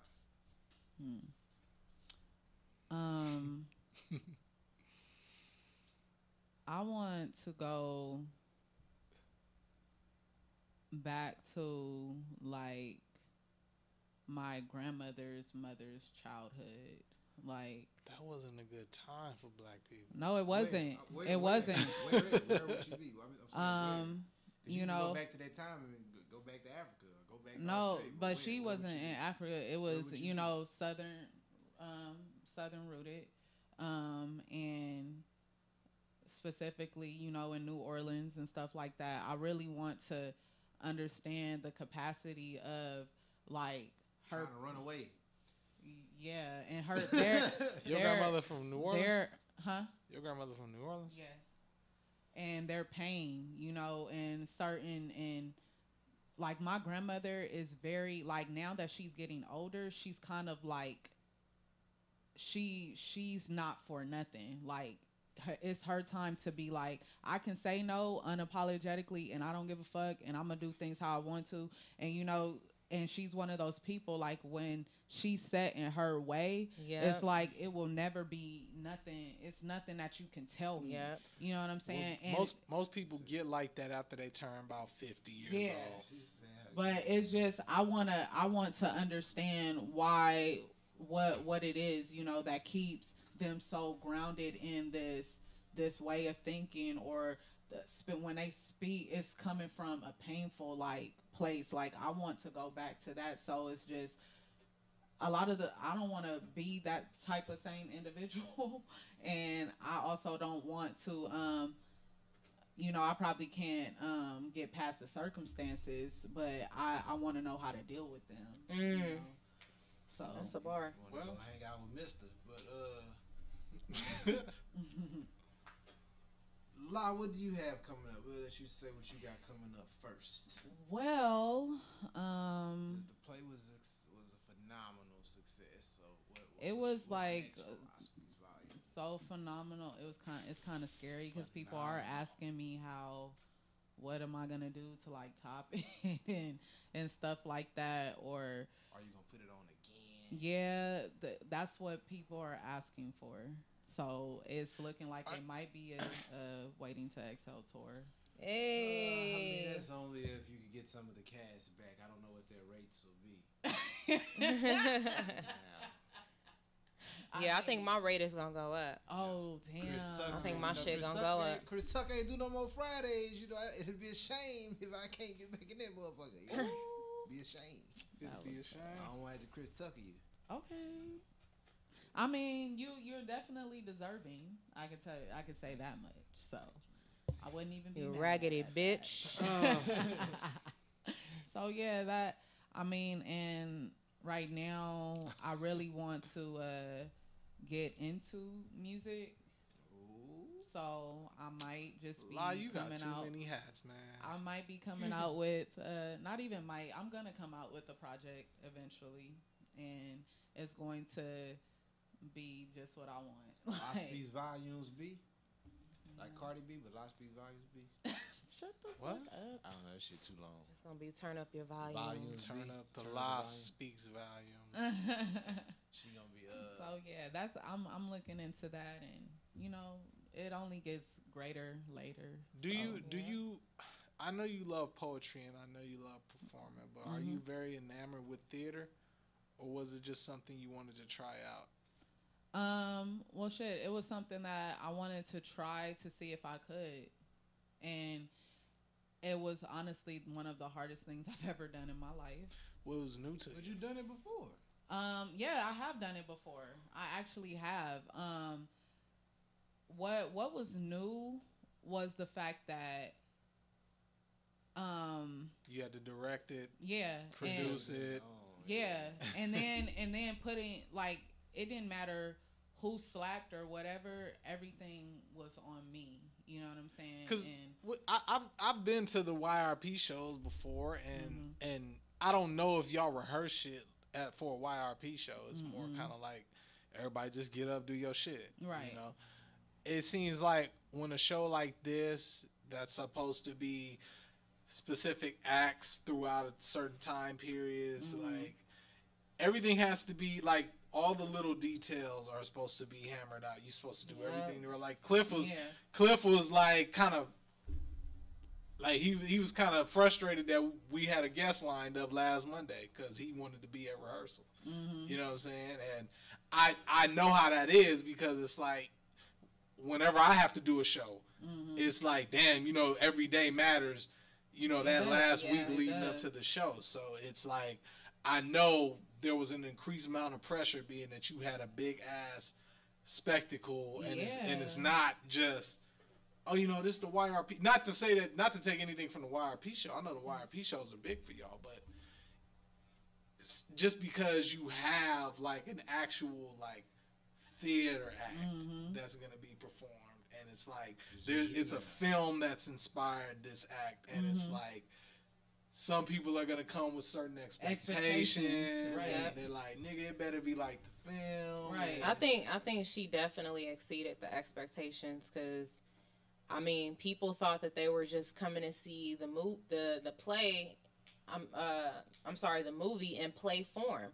Yeah. You know, but taking certain parts and the theme out of the movies, and then like really expanding dissecting it. That was genius. I studied it, and I wanted each character to have it was stories from their lenses, you know what I'm saying? Yeah. Genius. How many, like, from when you first thought about doing it up until it finally went on stage, how many times did you think you watched the movie? Oh God. I probably sat there and watched that movie probably like 15 to 20 times. I had to go over like mannerisms and like, or even if the story that I was trying to tell, did it coincide with what was going on in the movie, you know? No, those meticulous little things from the film, people anticipate those when they see them. They probably don't want to see the exact same film, but they do want to see like little shit. The highlight and stuff. I knew what people wanted to see, and I just wanted to give them more than just the surface of like, oh yeah, she did it just like that, and that was good. You know what I'm saying?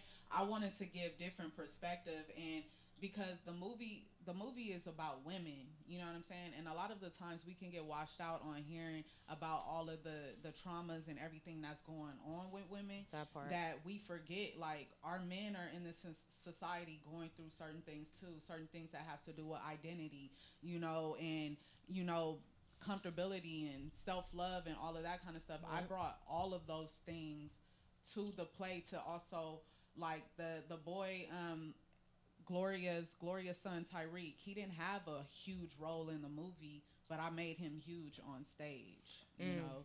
And it's like, and I told his story about how would a man feel knowing that your father is gay, you know, and not only internal, but there's other people talking about you and other people talking about this situation. So how is this young man who's trying to find his way in the world, how is he supposed to feel about that? And also know that his father is absent. My dad won't play his role in my life, but he'll role play for another man. But that's where I feel like people that get upset about taking something they did, but then putting your art with it, it's like, come on now, like you like even like Lucky and Justice.